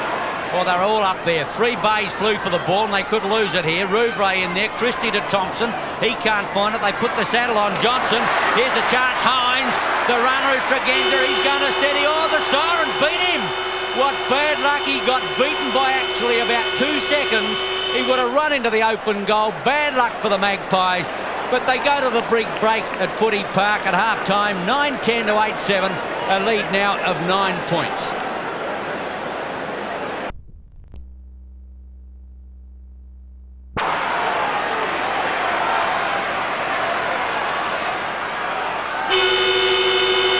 The Magpies by 9 points as we commence the second half at Football Park. What a great first half. First the Bays, then Port. Lead changing hands. Tough out there, I can tell you. We've got everything. Into attack they go through Hutton up towards the half-forward line. Setri makes the metre. He's 50 out. Slips it over to Rowan Smith, who lost it momentarily. Looks back for Brown. Bromelo in defence. Lost the football. Hallahan. The running player is Thompson. Close to the line. I think he floated that one out. And it's over the line for a penalty kick. The Bays led 6-2 to 5-5 at quarter time by 3 points. And Port Adelaide, with the aid of the breeze, snuck 9 points in front at the long interval. Mark Williams, one of Port Adelaide's better players in the first half. 11th kick, goes towards the half-forward line. Big leap Hodges, not successful. Bartlett's there, Seabohm. Marnie wants holding the ball, but the umpire will come in and bounce. Just inside 50 metres from the Port goal. Umpire Mark Mackey will put it down. Milliken gets there first. Hines comes over the top. Brown takes it. The kick is smothered. McDermott is over the top of the ball. Mark Williams there with him. Stalemate. And the umpire's going to bounce it. Some of the crowd were calling for holding the ball. McDermott did eventually get it out. Wayne Marnie is making a point to Michael Abbott. I think it was about holding the ball. Over the top, the thump away toward the boundary line. And that's safety as far as Glenelg is concerned. It'll be another throw-in. Just 1.5 minutes into the third quarter. That margin, 9 points. Bad luck for Port Adelaide. Greg Phillips, who hobbled off the ground during the second quarter, hasn't returned. And Bucky tells me that also Abba's out there not looking all that healthy. Stephen Williams sends it in long, in towards full forward. Thump clear. Here's a chance. Marty stands, delivers, and just misses. Oh, still in play. Rowan Smith. Oh, here's a chance. Hutton. Unbelievable. They made something out of nothing there. 12th kick. Hutton boots his second goal, and Port Adelaide off to a great start in the second half. Well, let's have a look. Wayne Marnie went to goal. We thought it was going through. I think most players did. The bounce came back. Rowan Smith saw it. Quick handball to Hutton, and he managed just to get boot to ball. And there was nothing the Bay defence could do. A goal out of nothing for the Magpies increases the margin to 15 points. The biggest lead of the game, 15 points to the Magpies at the bounce. Johnson in ruck now, but it's McDermott who takes the ball away towards the half-forward line. Big leap at the back by Maynard. Well defended by Fiachi to the safety of the line. Graham Corns playing ducks and drakes with his team in that first half. It appeared as though Jamieson was playing centre for a while, then it was Marshall, and Jamison's now on the wing. Very hard to pick up where his running players are. Clayton Lamb, who's only had his second kick, and you wouldn't count that as a kick because it went higher than longer. Bromelo off the half-back line, smothered off the boot, and that'll be a throw-in at centre wing. Just trying to think, I wouldn't be surprised if Jamison's back at centre now, Brian, because Stephen Williams is tagging him up. Well, they've got versatile players. I thought at once, just to confuse the matter, that McDermott was playing in the centre as well. So they've got players everywhere. Hallahan is over the top of the ball now. He's worked hard as a rover, trying to get it out, couldn't. And umpire Michael Abbott will put it down again.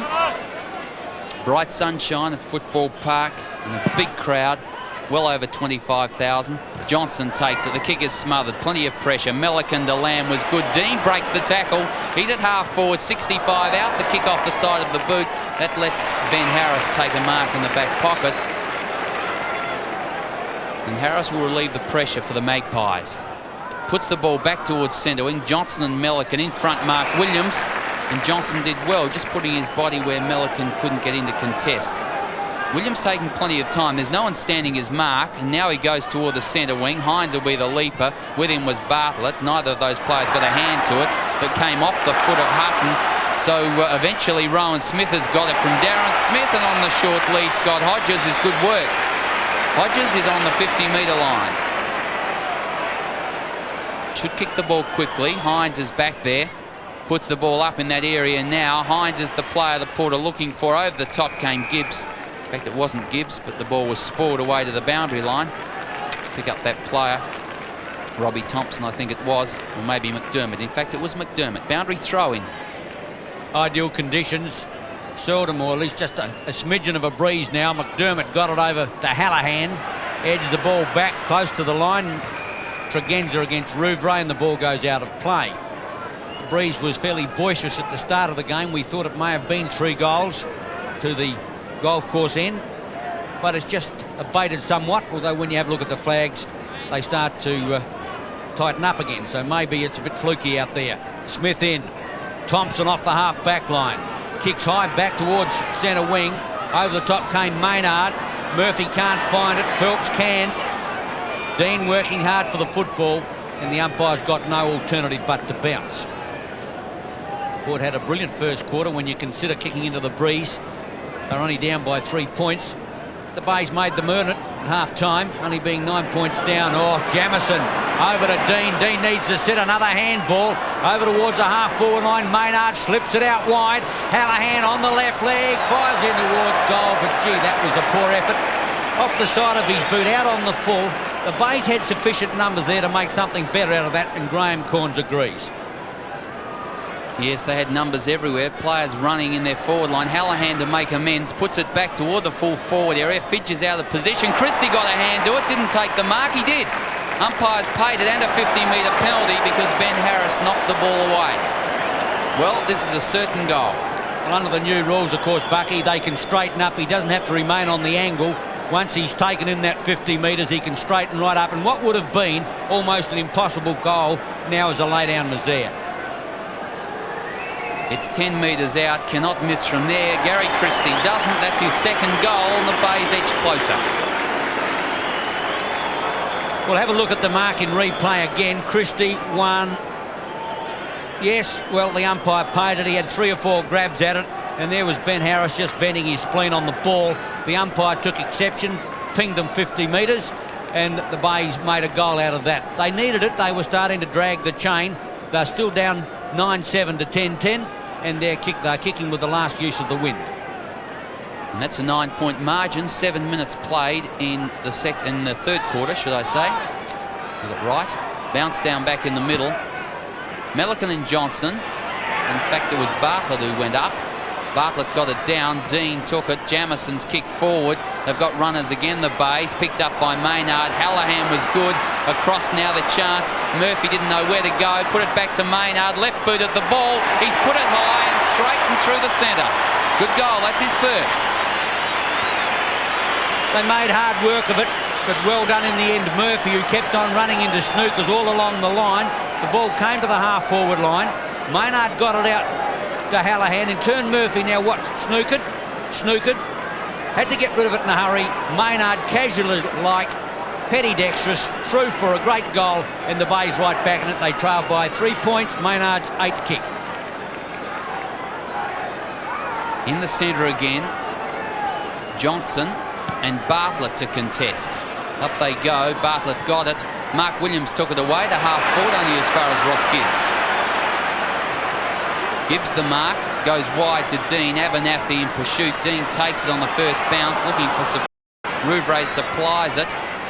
He's on centre wing, undecided, goes back to Thompson, who has a hurry kick forward. We'll find Maynard, who's coming into the game more in this third quarter. The handball on. Bartlett, that wasn't good, across toward Hallahan. In there, Fiacci, mowed down. Bay players calling for holding the ball. Stephen Williams is in there over the top of it. Still nothing decisive. North East gets a kick away. Only his second kick. Puts it down. Setri is good work. Stephen Williams, the handball out was very quick. Tregenza has got the pace. Through half-forward he goes on the lead. Hodges, superb work. Tregenza has found him. Hodges knew the ball was coming, and he's about 50 to 55 out. He'll be inside 50, in fact, when he kicks. Can he make the distance into the breeze? Wastes no time. Puts it up. He's kicked it a good 65 metres and dead set through the centre. That's Scott Hodges' third goal. He's a very powerful kick. He had a similar shot in the first quarter, and perhaps it's indicative of the strength of the wind. He couldn't quite make the distance. But how about Tregenza's pass? Lace out, spot on. And Hodges thumps through a 55-metre kick for his third goal, and Port Adelaide answer the challenge. They're 11-10, Glenelg is 10-7. As it was at half-time, the margin 9 points, 2 goals apiece. Johnson got up high then. Hines tried to tap it across to Mark Williams, unsuccessful. Rouvray was in there. His handball wasn't his best neither. It comes to Setri by Darren Smith. Now Hines running in toward the open goal. Blazes away, but well offline, off the side of his boot. And that would have been a valuable goal, as they've all been for both sides. But 1 point only the score. The Magpies go to 11-11. Glenelg 10-7. Gibbs. Straight down ground. Johnson over the top. Big Russell's in there, can't get it out. He finally farms out a handball towards Setri. Marnie slips it out. Hines in turn. Tregenza runs. Looks back for support. Here's a chance. Stephen Williams. Brilliantly set up. Kick 8, goal 2. Port Adelaide kick clear now. 12-11 to 10-7 on Nine's Wide World of Sports. Oh, good goal, Stephen Williams, drifting down from the centre. Let's have a look at it again. Marnie has got very quick hands. Now, here's the chance for Tregenza. Could have gone at goal and then backpedalled and gave it back to Stephen Williams. You don't see players do that too often, going backwards. He did. It was a wise move. Williams made no mistake. 2 goals in 2 minutes to Port Adelaide. They now lead by 16 points, their biggest lead of the afternoon. Back at the centre, Bartlett in ruck. Farmed out beautifully. Here's a chance. Jamison, Fidge on the lead. Brilliantly done. Oh, that's a great pass. Jamison has been a thorn in the side of Port Adelaide all afternoon with his direct attacking at the goal front. And there's Fidge out of the blocks in a flash. Nothing that Harris could do about it. And Fidge has a chance to kick goal number 4. Not sure who that Jamison got the handball from. It could have been Maynard, it could have been McDermott. Kick number 8, John Fidge. Wind assisted, not a problem. The distance, the accuracy is questionable. No, he's got it. The umpire sidled to his left. Goal number 4. The Bays fight back for trail 11-7 to 12-11. I don't know whether we saw the handball then, but look, the kick is direct on the lead, Fidge, and you only need a half a metre. He's taken the mark on his chest. Maynard was the player who got it across. And Fidge made no mistake, a little wide, but nevertheless straight enough for his 4th goal. Both teams answering the challenge like top teams in the first 3 you'd expect. I don't know why Bartlett's doing all the ruck work. In there trying to work hard was Melican, taken away by Hines, up towards the half-forward line. Here's a chance to Gens if he can get the ball in front of him. Oh, gee, Ross Gibbs conceded 30 metres in ground as he went to the side. The Port Adelaide players screamed deliberate, and that's exactly what it was, but I don't know that Gibbs had a lot of options. Bucky? Well, had he been closer to the boundary line, I'm sure the umpire would have made a decision, but he was about 20 or 30 metres from it. There was no doubt of his intention. Maynard puts the ball back towards centre wing. Big fly from Murphy from behind. Hallahan tried to get the handball away. He's still in there working over the top of it. Johnson got it out. He's had a free to mark Williams. Stephen Williams, in fact, it is. Over the top of the ball, dragged without it. And the Magpie centreman will put Port Adelaide into attack again. Goes deep and wide to half forward. Hines on the lead. The mark is taken. A good movement. Plays on quickly. Northeast, well down ground. He's within 55 metres. Puts it out toward Hodges. Oh, didn't get a chance. But Darren Smith has taken it over the back. Well, luck's a fortune. Bucky, I don't think he even got his feet off the ground. He did. Hodges and the 2 Bay defenders. One was Bartlett, I think, and the other one was Seabohm. Was too intent on spoiling Hodges, and Smith never got his feet off the ground.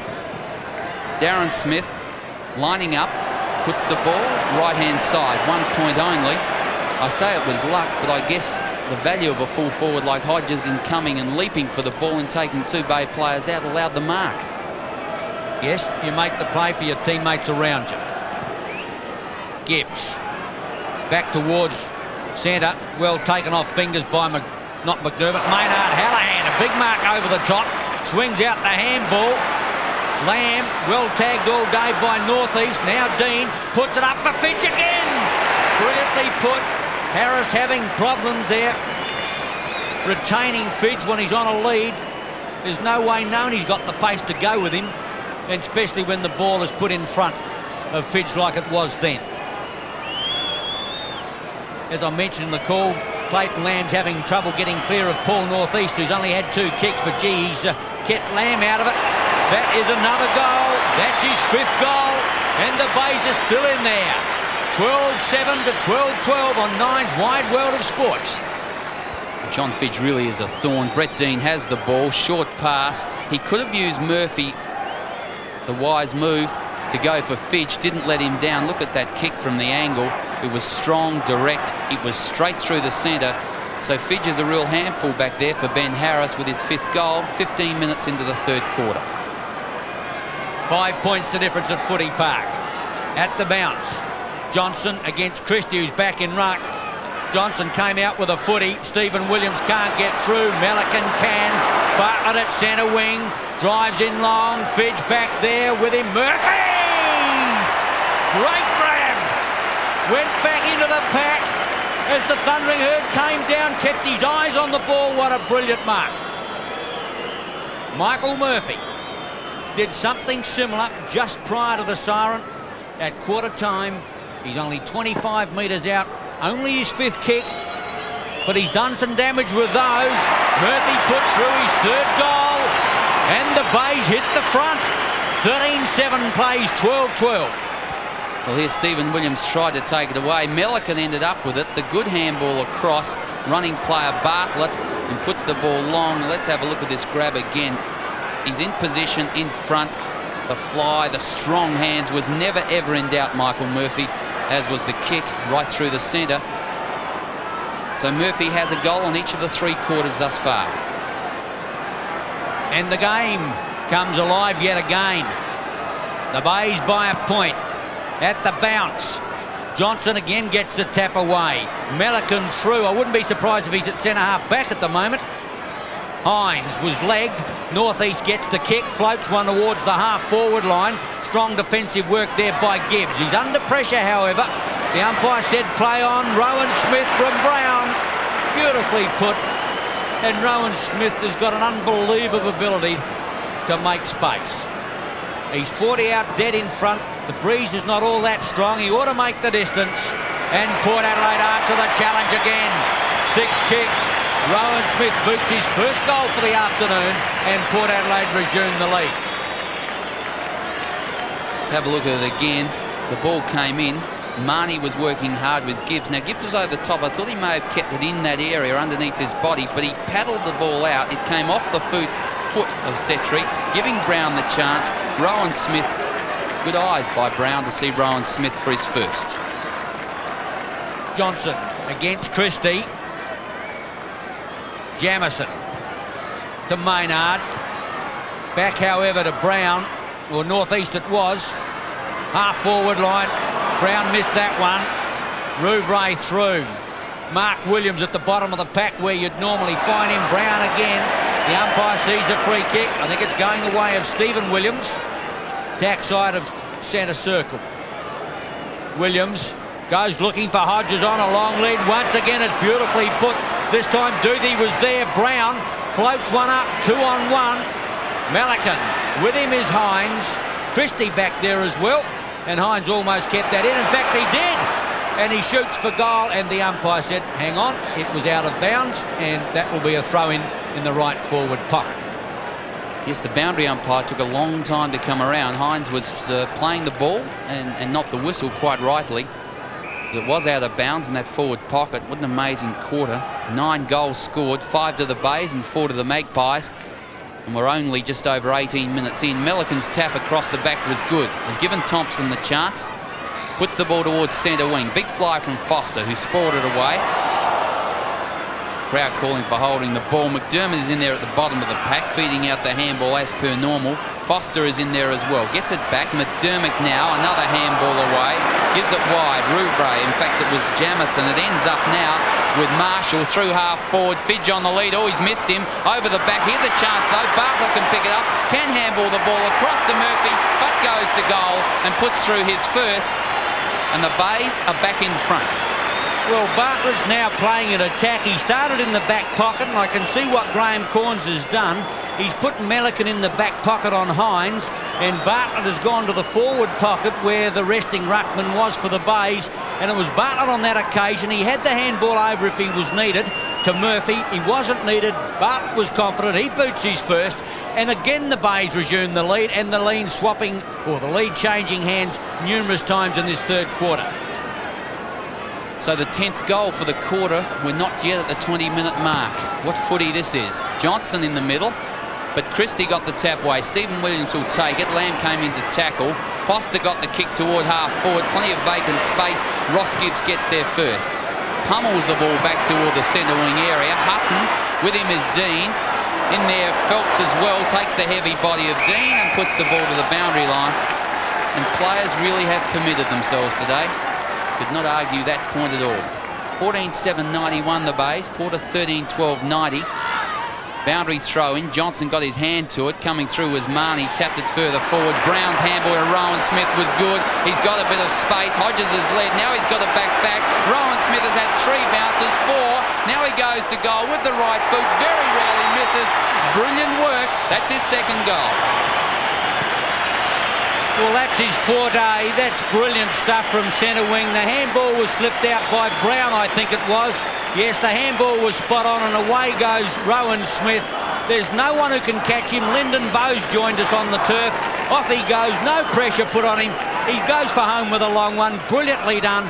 And Port Adelaide get back their 5-point lead. What sensational stuff. 14-12 to 14-7. 21 minutes gone. Again, the contest is in the centre. Johnson up against Christie. Johnson takes it to Marnie, was good. Marnie's short kick out. Lyndon Bowe has taken the mark. No call to be played on. Touched off the boot. The umpire was definitely there. That's a free kick also. He could see that Robbie Thompson was grabbed without it. He'll take the free kick from the point of the square. 13th kick to Thompson. Puts it toward half forward. Chance for the high flyers. Murphy was up. Phelps scored away. Mark Williams to northeast was good. Brown now can control, has got Hutton, decides to run around, kicks it in. The chance now for Hodges, got one hand to it, didn't mark it. Oh, players really contested then. In over the top of it is Captain Russell Johnson. Doofy did well. Across toward Thompson and the kick out wide. Plenty of pressure there. Rouvray slips at the vital moment. Now he slips again. He's got to get rid of the ball with handball. Stephen Williams over the top of it. Clayton Lamb as well. Wayne Marnie will get it close to the line. Handball to Hutton. Will have to kick quickly and had a look up and saw Tregenza. His co-wingman, who's on this side of the ground, can go at goal, can handball over, doesn't know what to do. Now lines the goals up. Oh, that is immaculate. That's his first. That is terrible football by the Bays Rouvray. Obviously he hasn't got any stops in his boot. Twice he had possession of that ball. Twice he could have cleared easily. Twice he slipped over and lost it. And now you'll find beautifully played by Hutton. And just have a look at the ball handling skills of this young man. One, dummies the handball, elusive as you like, straight through the middle, and Port Adelaide have got their 15th on the board, kick number 13 to Tregenza. 91 plays 102, the margin 11 points, 6 goals to both sides in this quarter. Foster puts it back toward the forward area for the Magpies, Gibbs in defence. Now wide towards centre wing. Rouvray takes the mark, kicks the ball toward the half-forward area. Oh, taken by Murphy over the back. The umpire paid a free kick. The advantage was given. Goes into the full-forward area. Almost the mark. Can Fidge grab it? Back there is Bartlett as well. Marnie, Foster, Abernathy, and Wayne Marnie and John Fidge just saying g'day. Don't they like it? Studley Corns onto the runner. Obviously concerned, as John Cahill would be if the camera could find him. Murphy over the top, tried to drag it through the pack. Look at the bodywork going in there. They're fair dinkum. And the umpire will come in and bounce it again. Almost 24 minutes gone of the second half. Port Adelaide have eked out their lead to 11 points. A lot of football left in this game. Johnson back in defence, gets the flip away. Back now to the run of Marnie. Well screened. Floats one out towards centre wing. Rouvray. With him there is Hutton. Rouvray round. Good tackle on him. In goes Cresty. Over the top of Hutton. And the umpire said he'll bounce the football. Well played, David Hutton. He really had to tackle hard. He had to dive on top of the ball, and he's hurt himself as a result. They've got a cork thigh out of that, but that was desperation at its best. Johnson taps toward the line. And Port can't afford Hutton to be limping like that because, of course, Greg Phillips is in the bunker and won't resume, we think. And Paul Kemp is the only reserve that the Magpies have at this stage. Stephen Williams takes it to brother Mark Williams to northeast, searching for and finding Rowan Smith on the lead. Hines, he'll take it, he'll run straight into goal, can bounce it once, can bounce it again if he wants. He does, he's well shepherded by Hodges. A run in goal, that's Hines' second, and the Magpies go a little further ahead. Port Adelaide, blistering pace, setting up the play from centre wing. It was northeast. They can't stop this man in this quarter. He's booted to himself. And now watch Hines go. And he's supposed to be a ruckman. They can't handle the ball this well. Into the open goal. Hodges giving him protection. And it's a lay-down misère from point-blank range. 108 plays 91. 17 points. It's one of the biggest leads we've had in the game. I think it may be the biggest lead. It is, according to my co-commentator. Melican takes it out. Thompson forward. The Bays still won't give up. Look at that. Bartlett on the chest at half forward. Fidge applies the lead. Now it kicked over his head. Murphy's got to work hard. He does. He almost takes the mark, but he's pushed out his opponent in Phelps. And Phelps will take the free kick. There wasn't a lot in it. If you could lip read Bucky, I think he referred to cow manure about that decision. The thump away. Williams desperate with the boot, but taken nicely. And across toward Maynard, now toward McDermott to the goal front. He goes, it's unprotected, and the Bays have replied. McDermott's first goal with his 12th kick. Well, it wasn't perhaps as tidy as some of Port Adelaide's goals in the recent minutes, but it was effective. That man Jamieson, Maynard unloads it, and under pressure the Glenelg skipper didn't let his side down. He had to lift. Someone's got to lift for the Bays, and he floats one through for his first, and now there's only an 11-point deficit. We're in the time on of the third quarter, but there have been 14 goals scored in this quarter, so we'll have a lot of time on. In the centre, Johnson, Christie, line ball. Brown over the top of it. And Coach John Cahill on the bench. Flanked by Brian Fairclough, former reserves coach, and both of those guys know a lot about footy, no doubt about that. And Carl doesn't look unhappy at this stage. The Magpies are leading. Thompson, back it goes. The right footer by Seabohm, uncharacteristic. Almost the one-handed mark. The soccer off the ground there by Bow. Oh, he did well, Lyndon Bow. Kicked it back towards centre-half forward. Danger for the Magpies. Abernathy not moving well. Has put off balance with the kick. Now Bartlett goes back into it. Handballs the ball back. Jamison. Here's the chance for Marshall. Long to the goal square. Harris is there with Fidge. Fidge disposes of Harris, but the ball goes through for a minor score. Well, the Bays are coming back in the final minutes of this quarter, like they should. Port Adelaide got away to a break, a 17-point break. Now the Bays are answering the challenge. Both teams have answered them all day. Phelps. A ground covering kick out towards the half-back line. Jamison. What a game he's played for the Bays. Very talented young man. 24th possession, Fidge on a long lead. He can't quite get there on the full. Looks to get round. He's caught on the left leg. Floats one into Hallahan. Well, I think it was meant. It was an awkward looking kick. He ran into a snooker in that left forward pocket and came back infield to give Hallahan a chance. He's about 25 out, most acute angle. 13th kick to Hallahan. Could be his first goal. It is. The umpire did not move. The Bays fight back with the Hallahan's first goal. 16-8 to 16-12 on Nine's Wide World of Sports.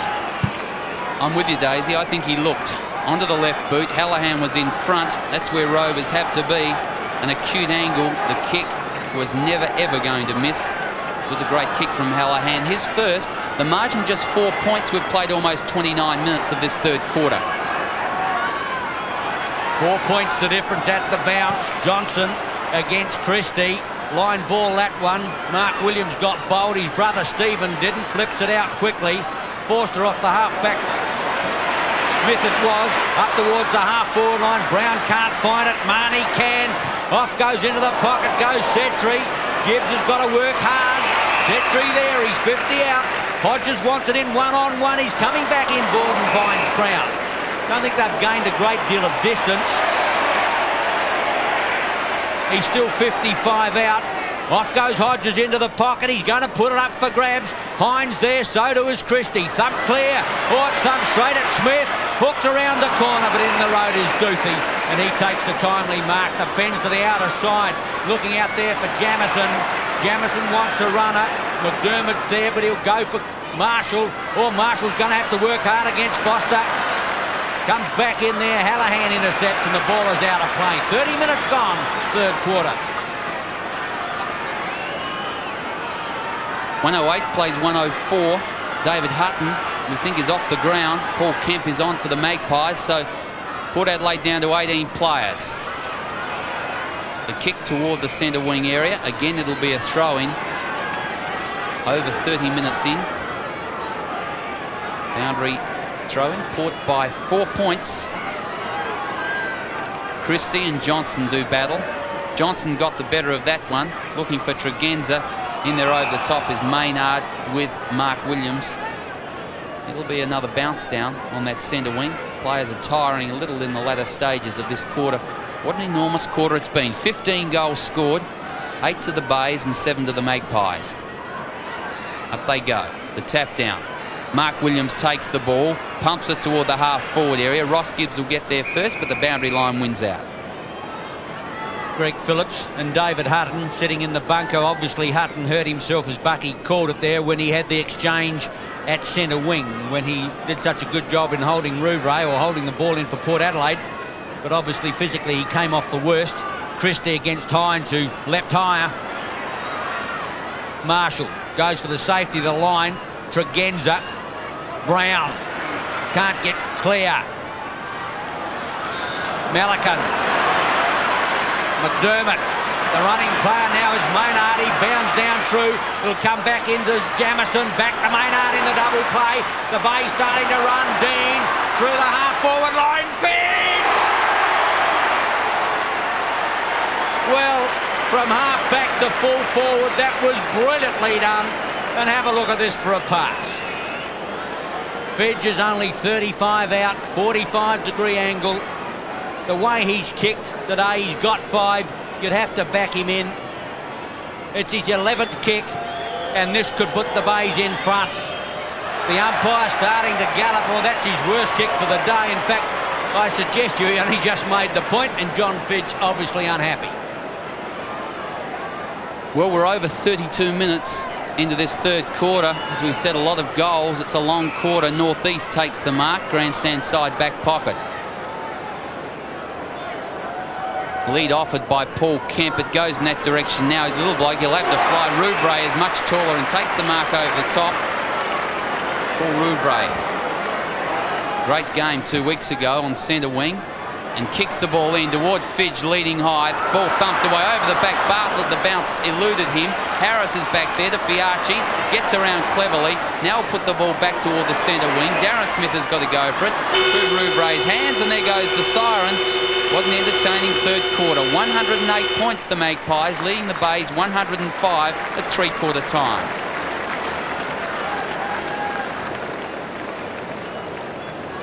Max, you've got to be joking. That's unbelievable, isn't it? You could not pick anything out of that quarter. Just start from the yeah. Oh, that is unbelievable. Exactly. You might have to play the last quarter as well. Yeah. Just we can knock off the Sunday night movie. I'm sure they won't mind if the Channel 9 News goes by the board. We'll just keep on playing.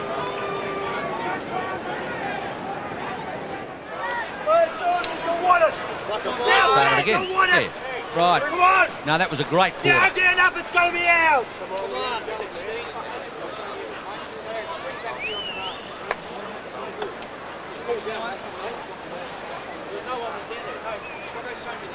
With the rope, Brownie and everyone went right down the forward lines, everyone, and there were 3 of their sitting back. Now have the extra man stay back and put pressure on up forward. Come on. And the results of the Queensland League prize with ticket number 7036, second ticket number 6501. The Port Adelaide Home match rapid winning ticket is J for Jack 413, J 413. Your lucky winners, congratulations to you. Both your prizes on the respective football clubs during normal office hours 9 to 5, Monday to Friday. Come on. Move it through that half forward line. Kempy, don't fuck around with short passes if you get it. Come on. Just keep running. We've got a bit of a win now. That's okay. They're getting the goals too easy.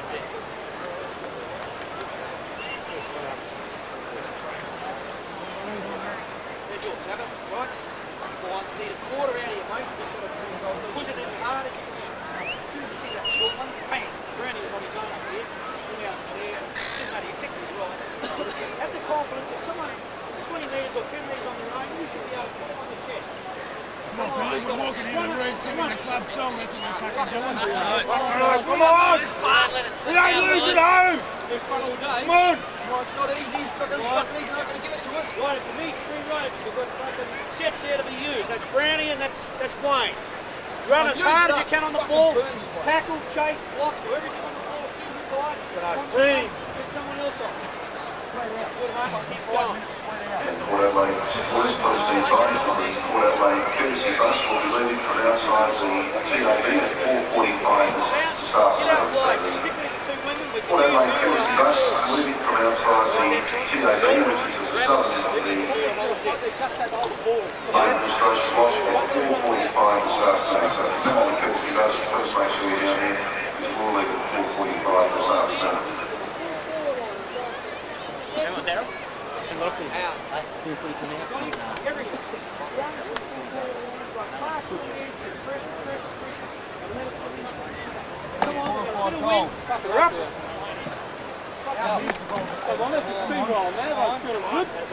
Right out. The way they got to do everything, you got to run hard. With the sides. Got to work. Get away from the front of the square that's done with there. You can stay back, I reckon, about 20 metres. Right? Straight down the fucking middle now. Stay back about 30 metres. They can't come into the square. Get a daylight through there. Come on, Scotty. Fucking run wide into the wing end. Whatever suits you two, you do, right? Scotty, then keep in the track. Come on, Scotty.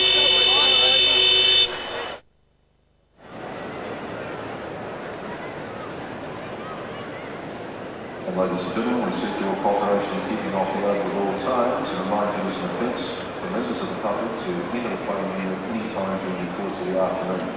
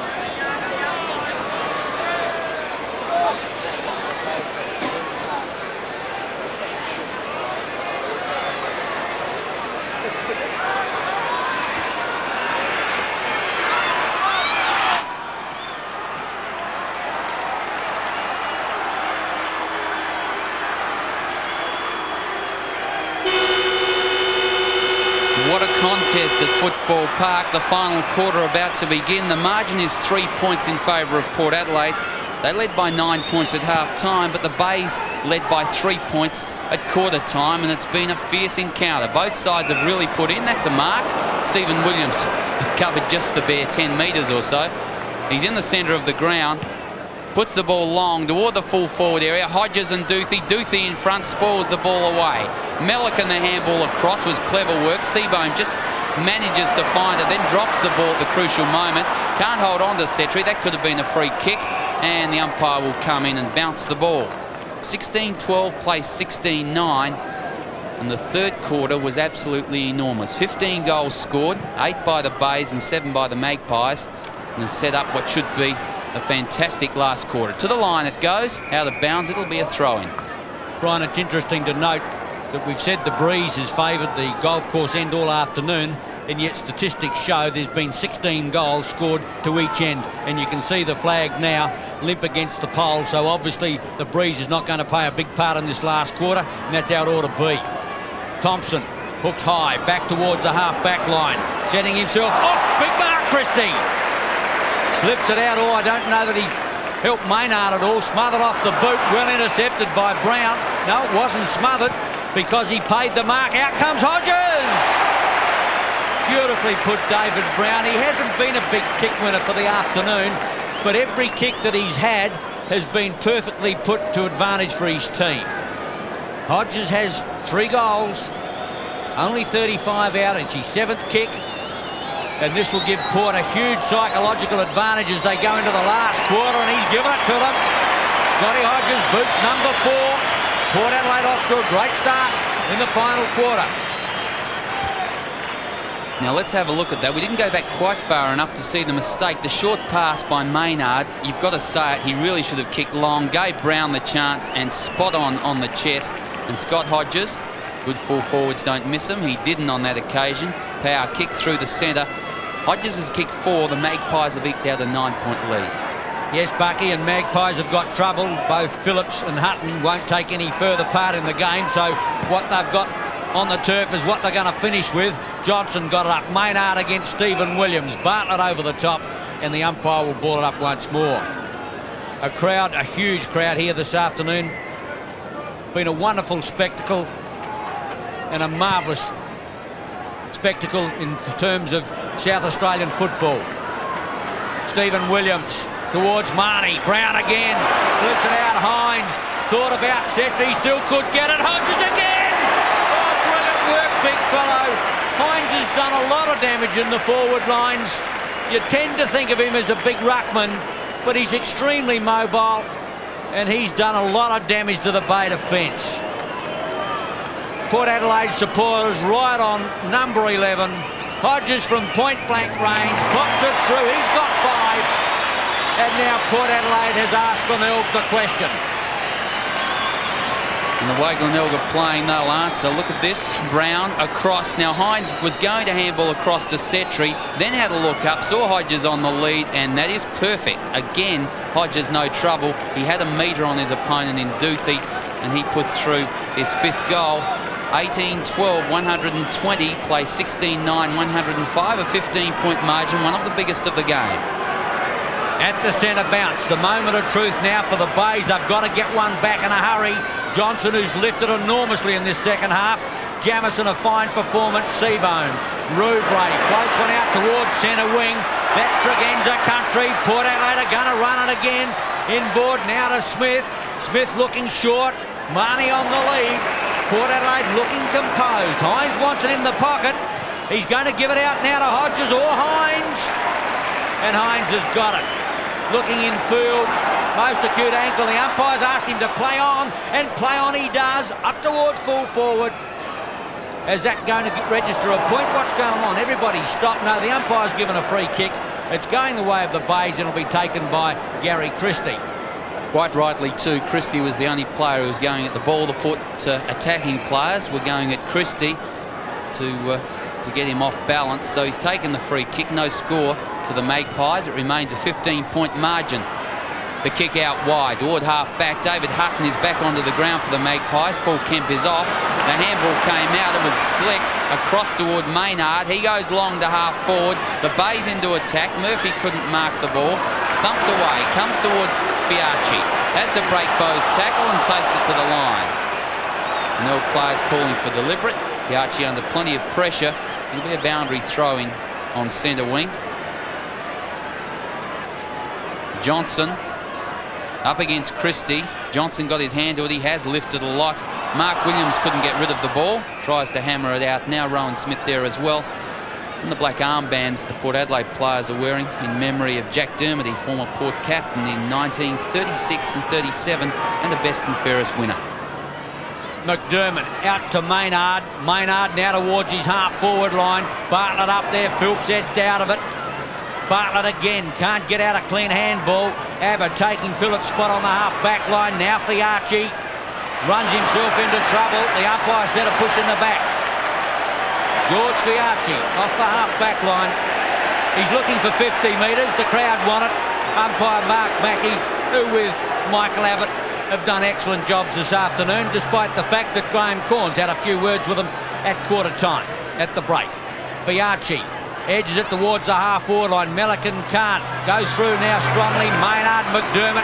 The bay started to run. Put it up towards Murphy on the half-forward line. Back there with him is Abba.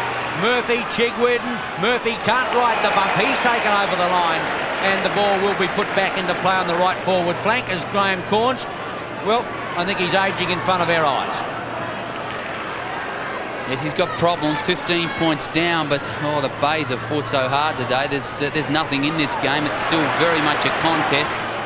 Fiacci comes away, got it from Brown towards centre wing, paddled out nicely by Rouvray, gave the chance for Maynard to put it in towards centre half forward. Foster is back there, puts the ball out wide to Fiacci again. Plenty of pressure as he thumps it back toward that half-back area.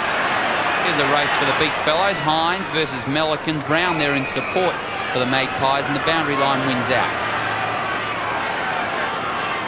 7 minutes played in this final quarter. 15 points the difference in favour of Port Adelaide. Johnson. Mark Williams, kick is smothered. Good defensive work by the Bays. Again, Hallahan goes in. Handball out, was grabbed high, and Paul Hallahan will get the free kick. Hallahan on the half-forward line. Drives it in towards the leader, Fidge. Murphy's in there. He's marked superbly. Here's a chance, Jamison. Oh, he tried to give it back to Fidge and lost it. Why he did that, he appeared to be going into the open goal. Players sort out the football and the umpire will come in and bounce. A bounce about 30 metres out. The Bays desperately needing a goal. Murphy, superb form at centre half forward. Lamb on, Milliken off. That's Foster who takes the ball out. Back towards centre wing. Hines goes down, raises another gallop. Seabohm. McDermott trying to lift his team. Back to Seabohm. Swings out a handball. Dean puts it in long. Up towards the half forward line. Oh, no, it's not going to come off. Tregenza goes to the half-forward line in defence. Good mark, Gibbs, and he'll relieve from centre-half back. Yes, timely mark by Ross Gibbs, and I thought the Bays may have gone a little more direct and they may have paid the penalty had it not been for Gibbs taking that mark. Puts the ball back towards centre wing. Mark Williams from behind tries to take it. Clayton Lamb has been quiet, but he's got a kick to boot down toward half-forward. Fiacci was there, Maynard as well, on the bottom of the pack. Harris, the ball underneath, and that could be holding it. It is. Free kick to the Bays. Could not get the ball out. Peter Maynard will have a shot at goal from 35 metres out. Well, you've got to be certain when you give them in front of goal. And umpire Mark Mackey ruled. Marnie's not happy. Neither is his counterpart there in Foster. But Maynard has got the kick. Very little angle, and the Bays need it right now. 16th kick, 35 to 40 out, puts it up. The goal umpire's making only just a little ground. That's through the centre. Maynard's kicked his second goal, and the Bays get right back in it. 111 plays 120. Maynard been a very useful performer. Let's have a look now. He's got it underneath him. Is he making enough? No, he's not. And that is a correct decision, in my opinion, by umpire Mackey. And as I say, reiterate, I believe the umpires have done a fine job this afternoon. Agreed. Definitely the decision was the right one. 10 minutes played, final quarter. Johnson in ruck. Christie got the tap down. Stephen Williams took it away for Port. Onto the left boot toward half forward. Good mark taken in defence. Ross Gibbs, did he play on? Some of the crowd thought he did. Umpire said no, go back and take your kick. And he did towards centre wing. Clayton Lamb the mark. Lamb with his left boot, long towards centre half forward. Coming in was Bartlett. Chigwedden tried to take it off the pack. The short kick by Maynard is taken by Dean. Can handball across to Fidge. He's missed it on the left foot. He's hit the post. Well, that was one the Bays really needed. Bucky, they've botched two in the last couple of minutes. Just have a look at it. He had to go for that. The handball wasn't spot on. The play certainly was on, no question about that. But they botched it. That's holding the ball for mine too. Hallahan's got it. A difficult one is this one. Hallahan is right on the line. I've given up making predictions about where impossible shots are. They've come back in board. Lamb He's going to have to work hard for it now. Puts it onto the boot. It's not going to make the distance. They set themselves. Murphy can't. Fidge off the turf. Marty concedes the point, and that was the right and proper action right then. Oh, what a game. 18-12 plays 17-11. Well, you had to go at it. Wayne Marnie did. He was there sitting for someone to soccer it off the ground for the Bays and put it through for a goal. Phelps, long, out of defence, covered a good 70 metres with that. Mark Williams underneath it. McDermott, the good spoil away. Lamb can't quite get there. Picked up by Hutton, who looks to have recovered pretty well. Goes to half forward, and again Ross Gibbs. Good mark in defence. Plays on quickly to Seabone. Seabone back towards centre half forward from where it came. Bartlett couldn't mark it. Phelps over the top of the ball. Northeast eventually gets boot to ball. Has given the runner the chance. It's Tregenza, and he's got pace, but he decides not to use it. He kicks to half forward, and Thompson takes the easy mark. The Bays settling. 7 points the difference in favour of Port Adelaide. 120 plays 113, and Brett Dean on centre wing with it. Dean toward half forward. Johnson in front. From behind, Murphy was there. Northeast got it back to Abernathy, who I reckon is playing on one leg. Brown had to go at it. Dean came at him, and the free kick was obvious. David Brown plays on quickly to Setri, providing the run. There's the free kick again, and Hodges on the lead has taken the mark. They've delivered it so well to the Port forward. Scott Hodges has kicked 5 goals. He'll be about 48 metres out when he kicks. 9th kick to Hodges. Distance is no problem. Accuracy is neither. He's put through his 6th. The use of the ball this afternoon by both teams really has been superb. Although I suppose as purists, if you're a defensive player, you'd say there's far too much latitude given the players who are delivering it. But that was a perfect pass. And Hodges, who's played extremely well for Port Adelaide, doesn't let his side down. That's his 6th, and Port Adelaide eke out now a 13-point lead. So the Bays are being questioned again in the centre. They're a good side. Up they go. Johnston and Christie up way too early. Mark Williams gets the boot to ball. Lyndon Bowe will get there first. David Hutton catching him. Oh, plenty of Port players there. Rowan Smith. Bowe left to the cross to Setri. Smith goes. Setri can go long toward the goals. Back there, Hodges got one hand to it. I think it may have hit the base of the post, or just went to the right-hand side. 1 point only to the Port score. The margin 14 points. Full forwards to the fore today. Hodges has 6. Fidge has 5. Duthie kicks long.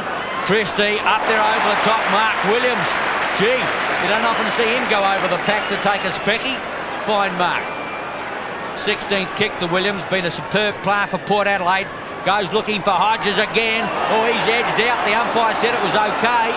Gibbs has time to set it up. Hallahan. The Bays run it out of their half-back line. McDermott. Hallahan will get it back. Runs himself into a snooker. Puts it out wide for Lamb. He might not have the pace with Stephen Williams. Williams gets him off the football. Port Adelaide have got time. Williams into attack. Looking now for Hutton. Oh, he can't take it. It looked to be a fairly straightforward mark. Hodges! Well, he tried to do a Maradona, but he missed out badly and kicked out on the full. And how would that have been if it had gone through for a goal? It would have been the goal of the century. Have a look again, and he was well offline with it. The clever attempt. Ross Gibbs has done well in defence in this final quarter. Stopped a number of Port attacks. He's in the back pocket. The Bays need to get it up forward pretty quickly. The thump away comes. Williams is in there over the top ball. Stephen Williams. Hallahan puts the ball towards centre wing.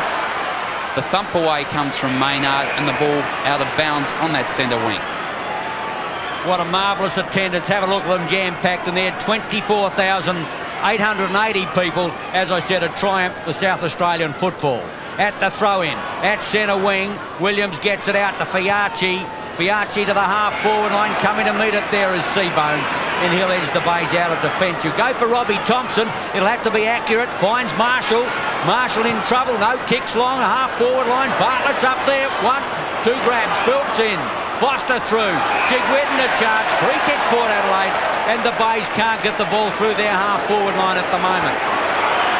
No, Foster was definitely grabbed without it. So Richard Foster puts the ball back toward the centre wing area. Hines spoiled over the top, but he gave the chance for Lamb. Hallahan has got a bit of space at half forward. Will he go to Fidge on the lead? But dropping it in front is Foster again, and a timely mark. Transfers the play to grandstand side, Paul Northeast. Plenty of time. Luxury of a bounce, goes toward half forward. Darren Smith hasn't been in the play a lot. Seabohm has done well. Rouvray takes that one. Puts the ball toward half forward, over Maynard's head. Murphy is there, tackled. Well, the tackling really has been fierce today. That's good body work by Bartlett. He's picked it up and put it back towards centre half forward, but it's all the Magpies. Johnson will get there. He'll look for a handball off, a little bit slow in getting it to Mark Williams. The tackle came from behind, but Williams runs the ball away. Toward half forward, Rowan Smith with him Bromelo. The ball kicked as he took it by Gibbs, out toward Hutton. The thump away by Chigwidden gives Jamison the chance. Now he's got about 15 or 20 metres. He's not got a lot of players moving up forward. He goes toward Fidge now on the lead. He's got it. Oh, what a pass. I was watching Fidge. He did not move until the time that Jamison was going to put it to boot and knew where it was going to be. So Fidge has got an opportunity to put the Bays right back in the game. He's kicked 5. 13th kick would be 40 metres out directly in front. Vital kick. He's put it right through the centre. He's got his 6th goal, so he's matched Scott Hodges for Port Adelaide. And the margin now, just 8 points.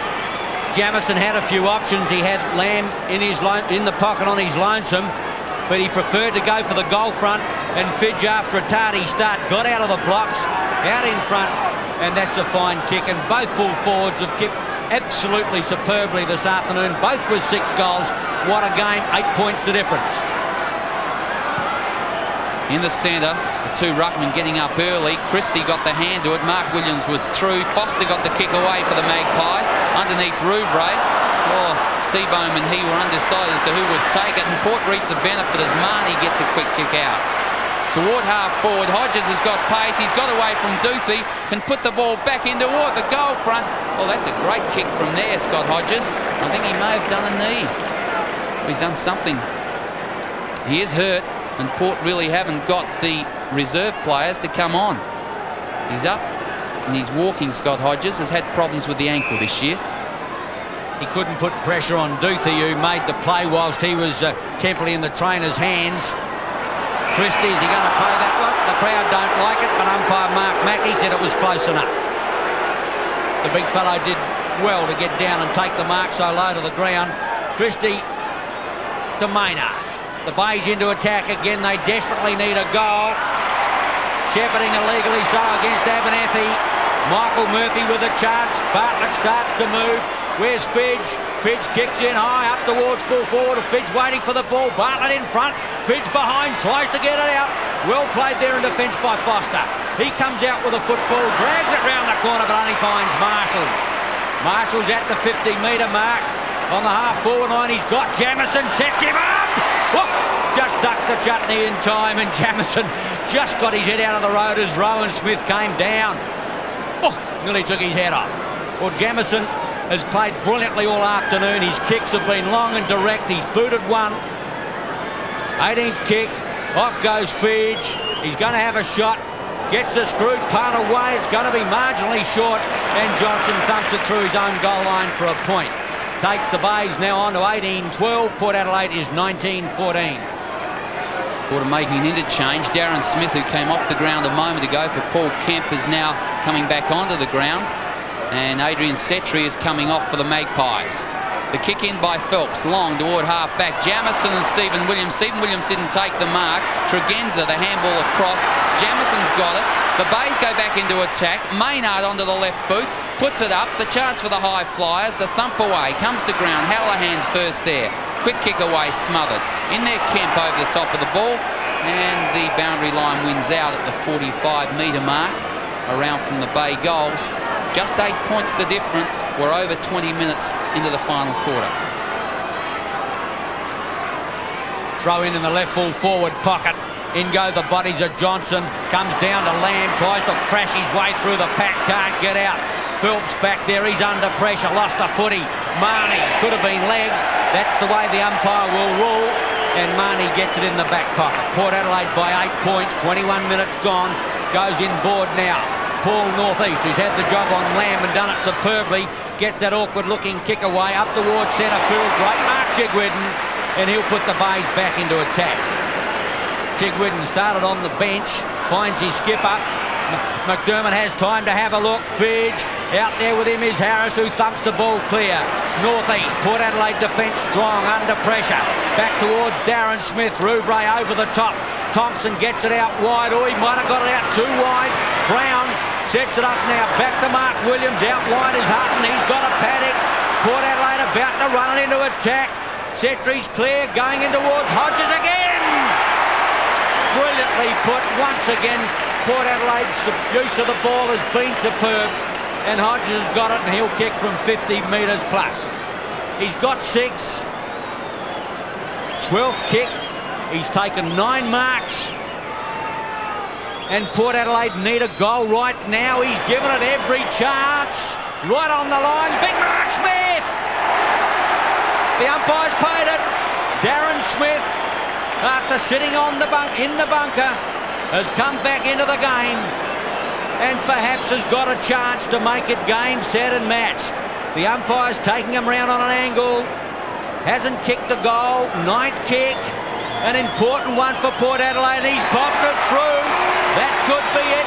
Could be the end of the penny section.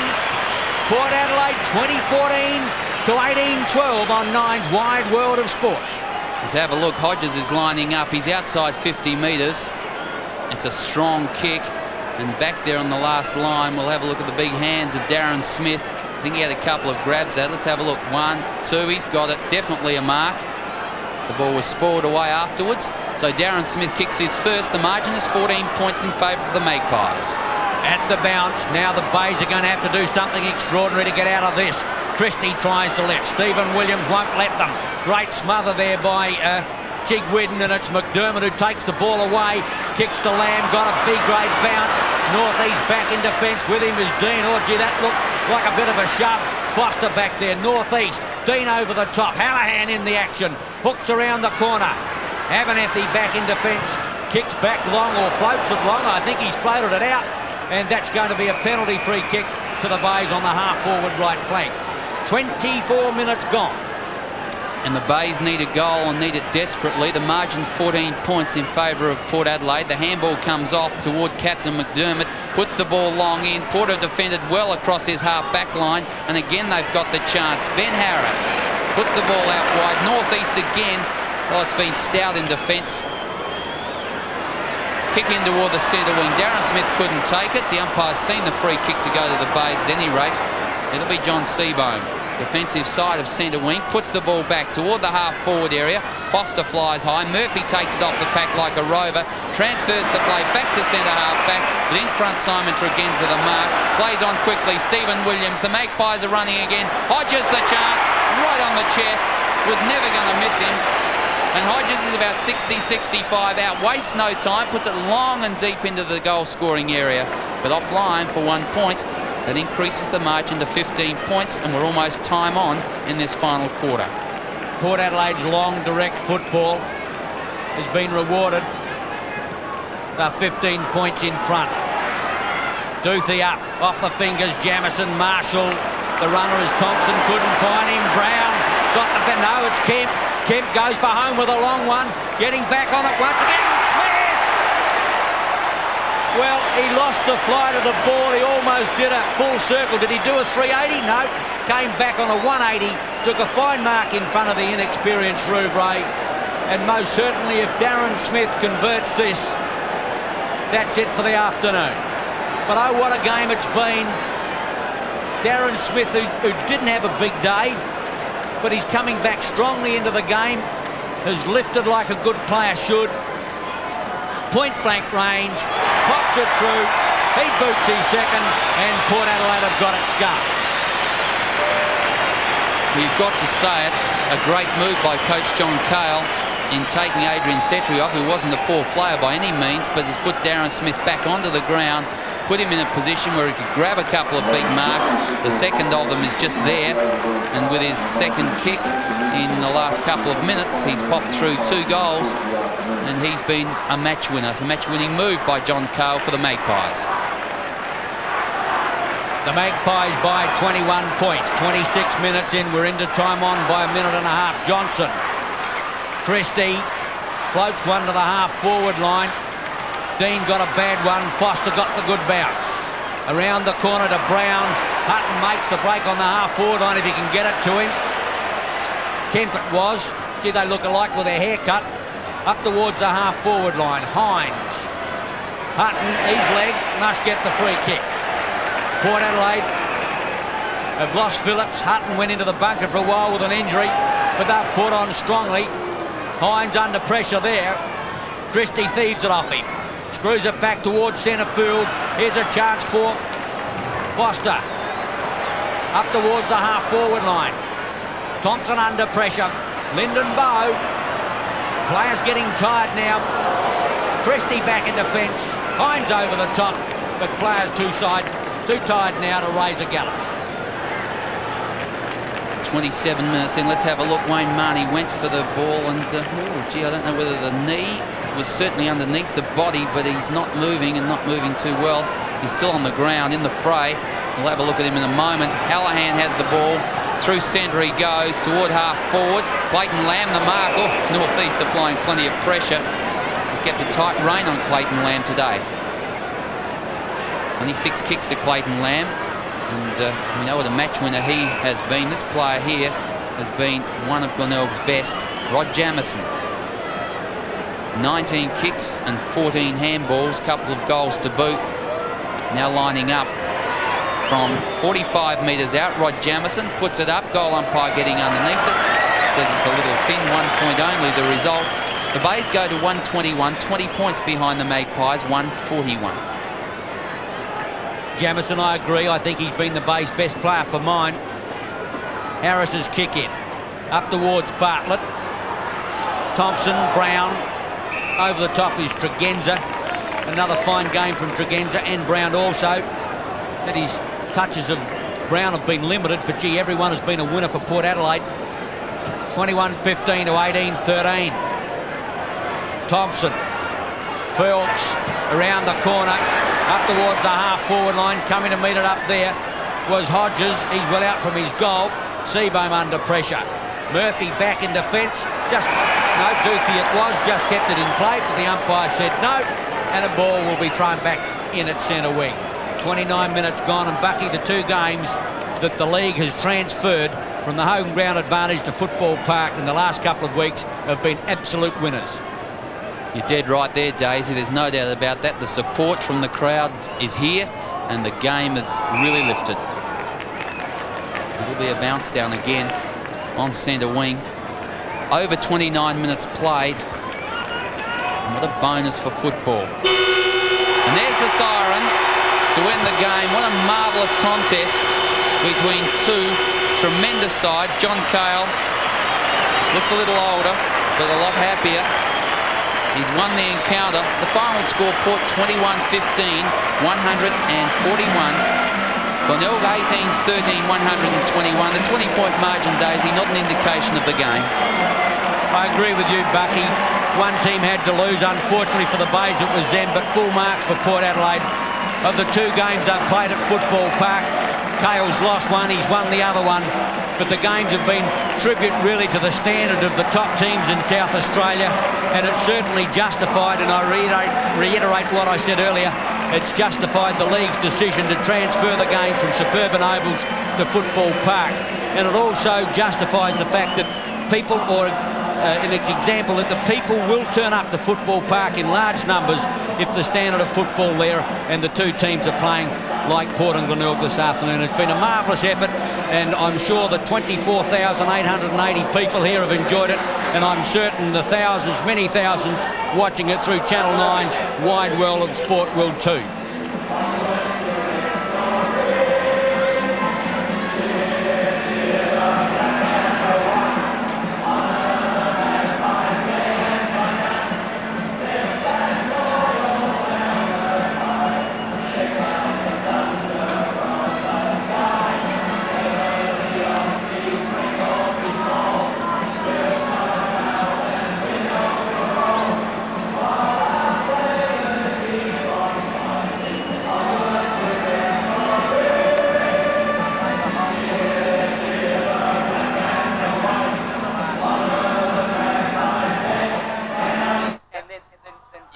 you could do that just before Hodges' goal at the 13-minute mark. And then just 13 play through out Port 22. Adelaide's winning break. I reckon that's the way to go.